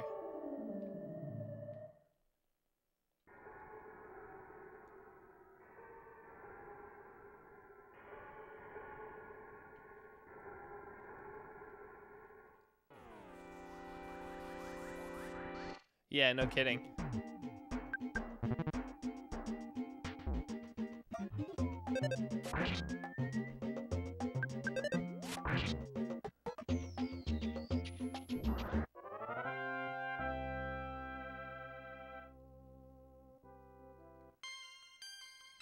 Oh, baby. Yeah, I paid the Apple guy. You can't get here without paying the Apple guy. Unless there's some glitch or something that I don't want to know about.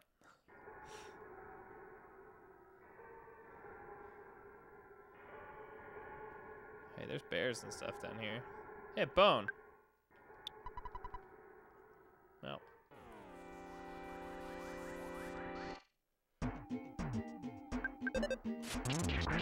Ooh, nice.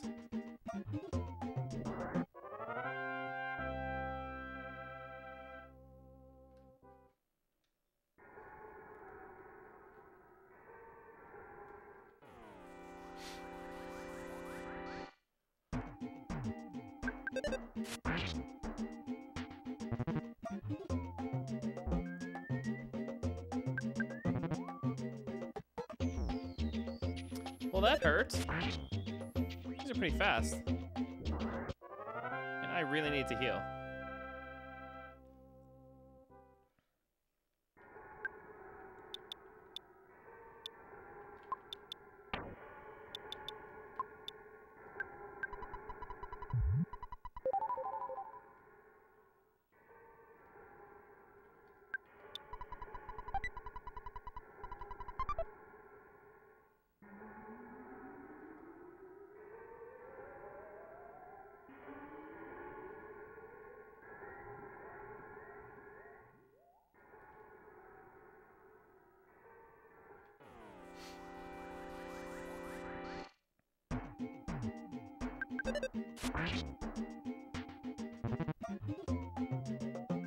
We're playing rough is sizing up the situation.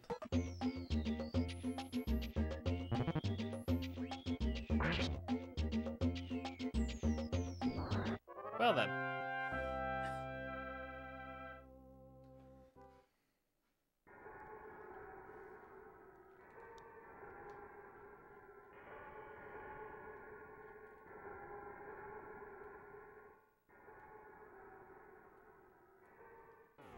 I was hoping to sneak up behind this bear.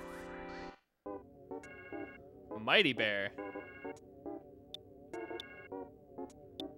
I don't know what he can do to me, so I'm gonna do this. 60, yeah. So he can do a lot, but not like a ton. What does Flash do? Did not work on Mighty Bear, so I guess I won't find out. Except I know one thing it doesn't do, which is work on Mighty Bear.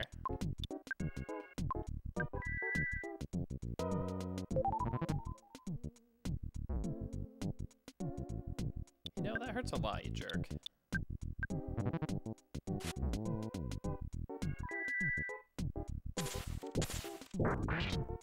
I'm exploring a cave near the happy town.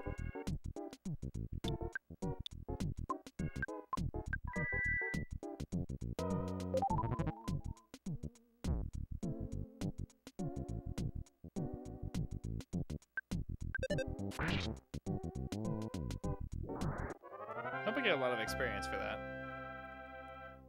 Oh, I did. Nice.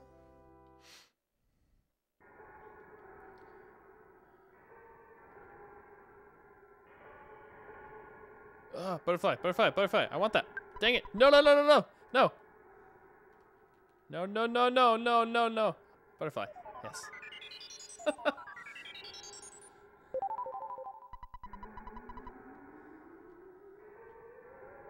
Alright, alright.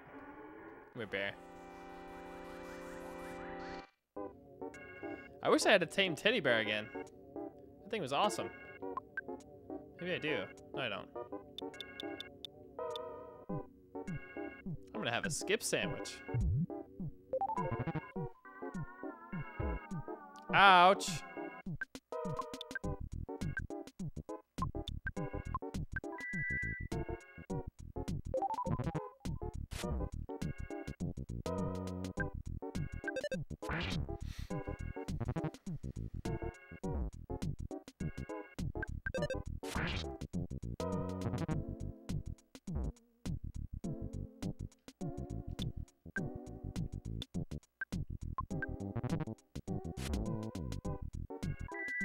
Oh, I barely survived.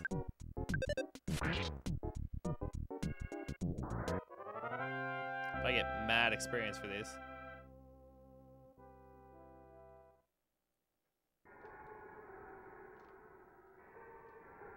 Yeah, I know it would be John Hunter. I had one earlier, but some tree lit on fire, so I no longer have one. Can I ride my bike in here? It said I couldn't. In tunnels. This isn't a tunnel, it's a cave. No, no, no.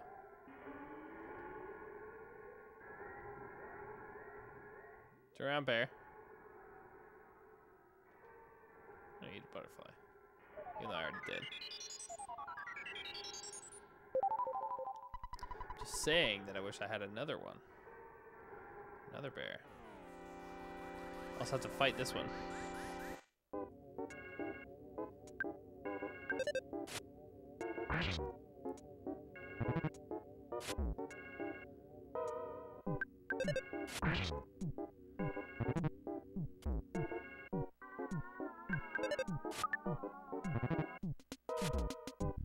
So far, this has gone pretty okay.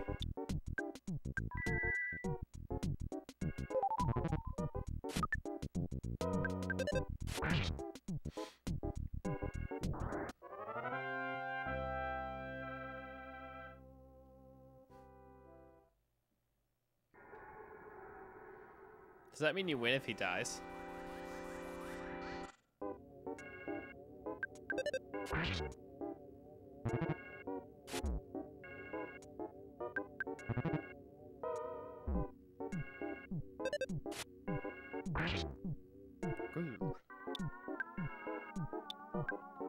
New beta, I think. Well, I did it because I thought he might attack me before I got to use that, but he didn't, but that's okay.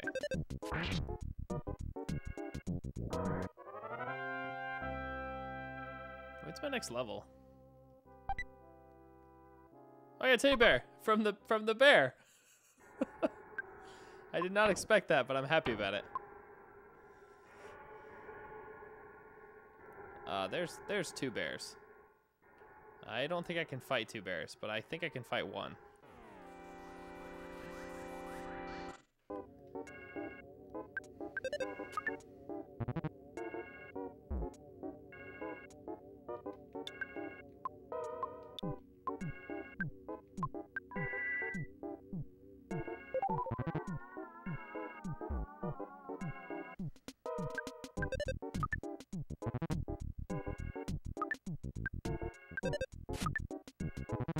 Okay.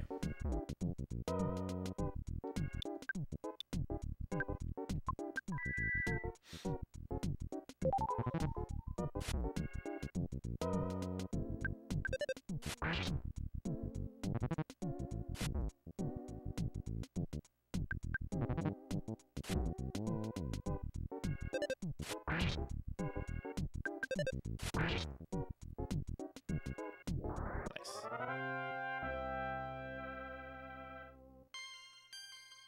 There we go. Didn't do much, but got another level.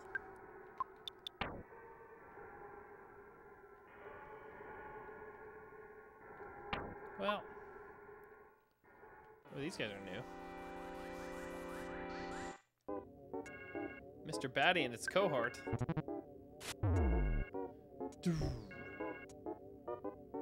Well.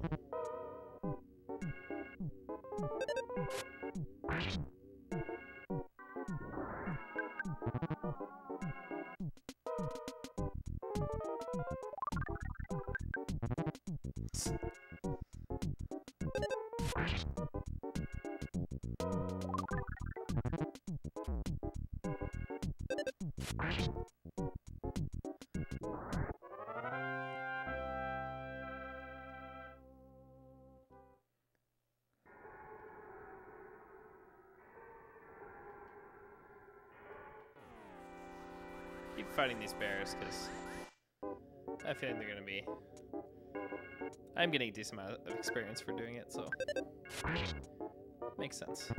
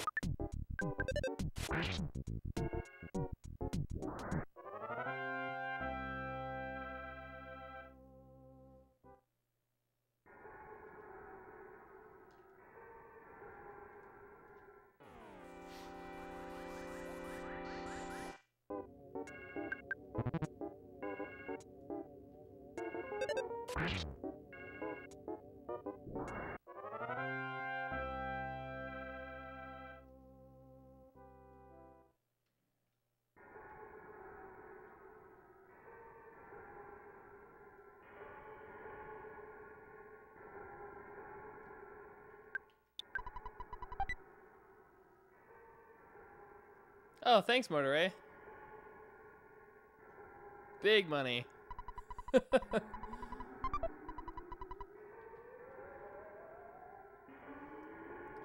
That's my top tier now. Thanks, bud. Bud dude guy friend.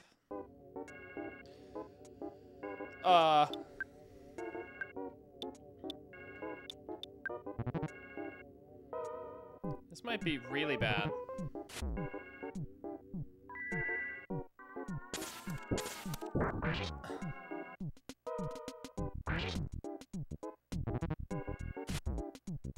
Okay, I looked out there that did not do more damage to me.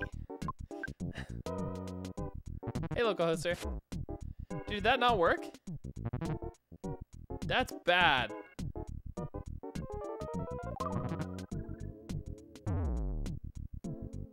No, no, no, no, dead. Why do I have 0 HP and I'm okay? Oh.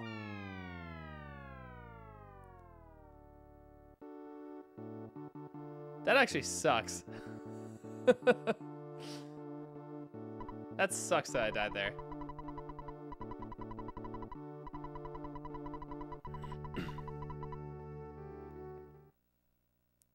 I got screwed by that matchup. I'm back here? Are you serious? I hadn't saved in that long? Alright, I'm done playing, you guys. Straight up, I don't want to play after that. Oh, come on. I could have sworn that I had saved in Happy Town. Maybe not, though. Oh, I thought I was doing well, too. That's the thing about this game is it has more of those situations than I would have expected from such a game with such whimsical humor.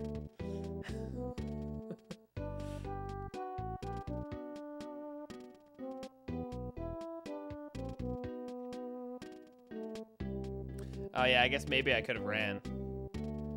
But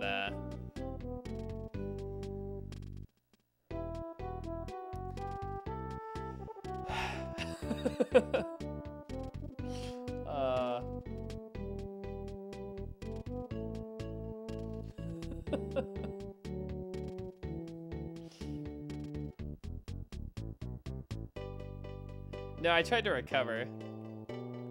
I noticed that I was still alive with 0 HP, so I tried to recover, and then I died as soon as I did anything.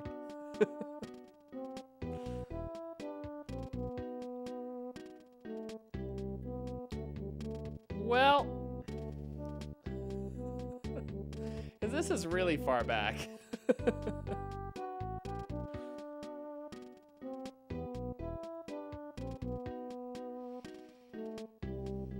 I'll show you guys some of the Nintendo stuff I started doing. See if I can just do this. If I can just change.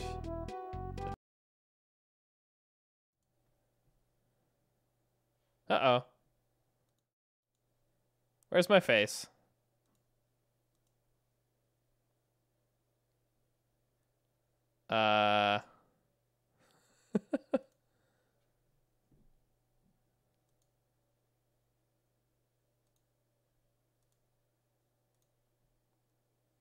There we go.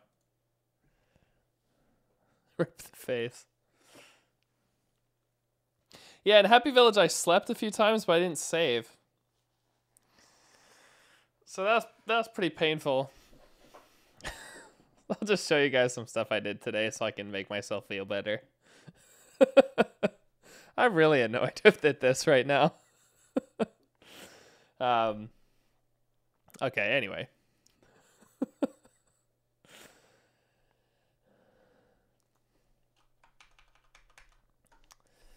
This is all I have for Nintendo so far. I can run a test. It builds stuff and then it outputs just some line that's been driven from 0 to 9. So like nothing here. Ferris do feel, yeah. On this episode of Ferris Feels Better. Now all I did is just this make file. So I have this top.v and it's got a reset and a clock line and then this 32-bit register as an output. And then I just tried this 2-process style thing. So you have this out next wire, which is always just has, out plus 1 on it. So it's just a little adder with out value and then 1 on the other side. And then on the positive edge of the clock, we set out to whatever out next was. So this is just increases the value in out. It's basically exactly, if you guys caught my Thursday stream, this is basically exactly what the second second audio tone generator looked like. That's kind of funny. And then this is a C++ driver. So I use Verilator. If you can see the make file. Verilator will take that with some options. That is the top level. And then there's this GPU thing, which doesn't do anything right now, but it's in there. It's being built. I'm getting a phone call in the game. I know you guys can't hear this, but hold on.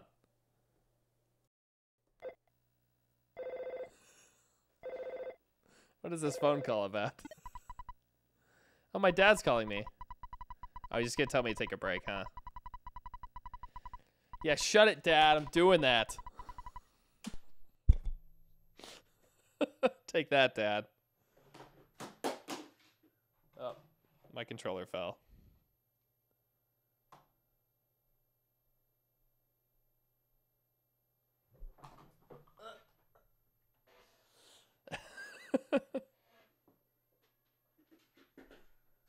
I'm more upset that my controller fell than anything. Anyway. Let's switch back to this. Okay. Anyway. So that compiles this with this main.cpp, and it basically just makes a make file and generates a bunch of code, and then I just run that make file when I build stuff. So Verilator's output is actually a fair amount of stuff because it takes your different modules and puts them all together and then generates a bunch of stuff to simulate them. The main thing is you don't really have to care about that because it also gives you this make file, which will usually do what you want if what you want is a program that runs the simulator. It's not too hard to get this to build a dynamically linked library. It was hard to do it to get to build a static library, but whatever. Anyway, this main file just sits there and it instantiates the module and then just sets some signals on it, and then you call eval, and then it will propagate the signals. So here I do some kind of reset, and then after that I just start printing out whatever the output, that value the output register was. And then I simulate a rising and falling edge of the clock just by setting the clock and then calling eval. So it's actually pretty straightforward so far. And then I also, today I wrote the beginnings of a GPU, which is really nothing right now. There's a bunch of signals to drive coming out of this, like red, green, and blue data, and then a dot clock, hsync, vsync, and data enable. And these are all signals that you would expect on like an LCD or as input to a HDMI driver chip, which is why these are here. And here's the same pattern where I have these wires, which are going to represent sort of the next values. And then there's this two process style again, where basically it looks like C. So it's really not that fancy, but just sets up what the next values are going to be on the next cycle. And then whenever the next cycle hits, it just assigns those to the values. So really straightforward. And nothing interesting is happening here either. It's just outputting red, green, and blue and a pixel clock. And then it's not doing any like writing into VRAM or reading from VRAM right now because I don't have any memory set up. But it just says red, green, and blue is going to be the pixel counters here, which just count, where the pixels are. In this case, it's a 640 by 480 signal because I took the numbers from an HDMI driver I did a while back. And then the blue is just the red, XOR the green. But I haven't actually ran this in hardware. I've only done the test, and the test doesn't test the GPU stuff. It only tests this top level stuff because that's all the stuff I'm printing, as you can see here. But yeah, it's actually pretty fast to do this with this small design. So if I do make clean, I can do make test. Only takes about that long. So HDMI, you don't really need DRM if you don't actually use it. It's like if you don't send encrypted signal, you don't need to do that. But the thing is that on the board that I have, there's a chip that's on there already. It's called an ADV7513. Let me pull up the data sheet. It's an analog devices chip. And So it has, audio and video. So these are the inputs to the chip. And you also have a I2C bus so that you can communicate with whatever the thing on the other end of it is. And this will actually do, so you basically give it a video signal. Again, here's your data, which is 24 bits, red, green, blue, VSync, HSync, data enable, and clock, which are exactly the outputs that I had here. These guys. And then, so what you would do is you use the I2C bus first to set internal registers in here and have it to start listening for data and start actually running the converter.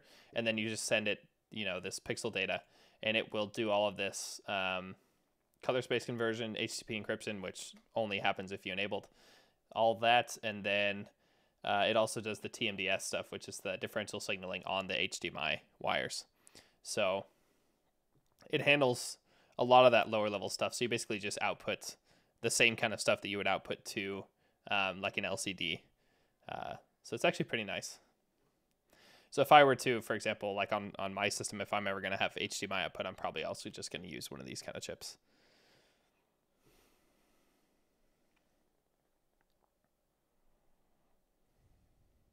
So you can do this LVDS protocol yourself, but it's nicer if you don't really care that you may not have to.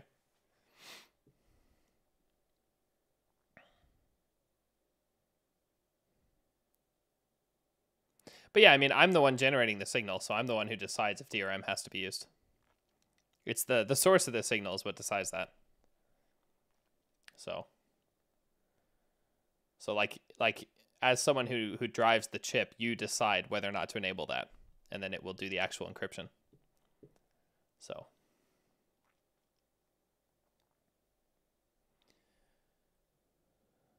but yeah, it's really nice that it has digital input for video and also audio. So I still need to do some more research for what I want to have for audio in the system that I want to build, but yeah. Might be interesting to do that.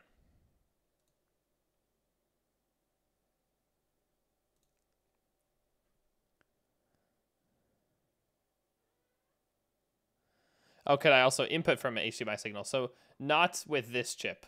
This chip only does output. It's an HDMI transmitter only, not a receiver. So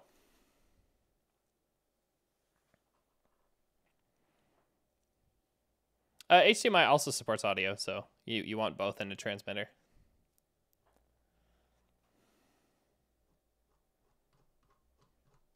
So yeah.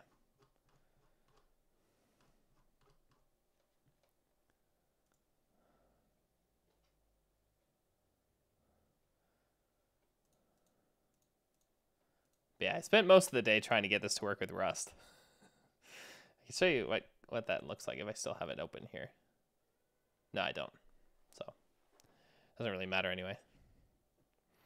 Oh yeah, the overlay. Yeah, I just switched to my emulator overlay. I haven't updated the actual images. I do that by hand, so whatever. It was the only OBS scene that I knew would show the right area of the screen. That's why I clicked on that one.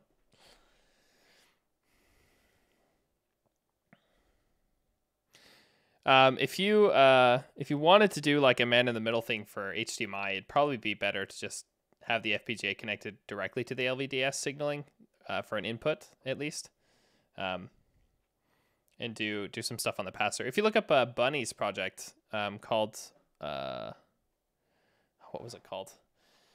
He did some really interesting work there where.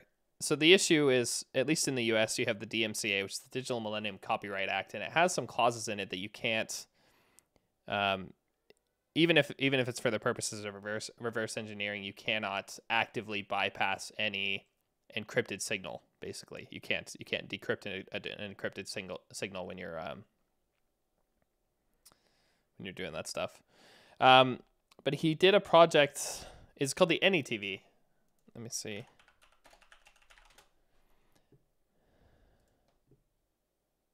I'll just share the link here.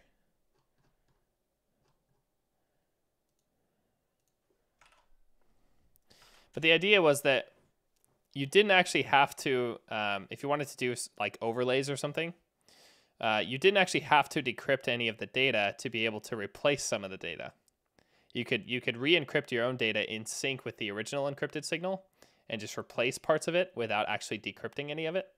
So you couldn't do a proper transparency because you would have to decode pixels in order to blend them, but you could do pixel replacement. So you could do like a masked image, and you could use that for adding your own overlays on top of an HDMI signal. And then you want to do the LVDS and everything yourself. And he was able to do that because the HDMI or the HTCP master key was leaked around the time that he did that. So he was able to use that to encode a new signal and then replace, and he was able to do that in lockstep with the original encoded signal, and then just replace parts of the signal as they came through instead of actually decoding anything, that's actually pretty cool.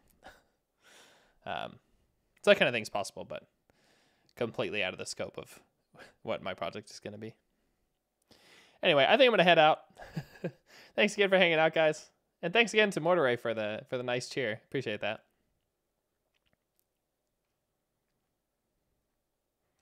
SKTS, he did that for a legal reason because he can't actually decrypt the signal legally due to the laws of the DMCA. So it definitely wasn't easier. It was because he can't legally decode the input signal. But anyway, thanks again, guys, for hanging out, and I'll see you next time.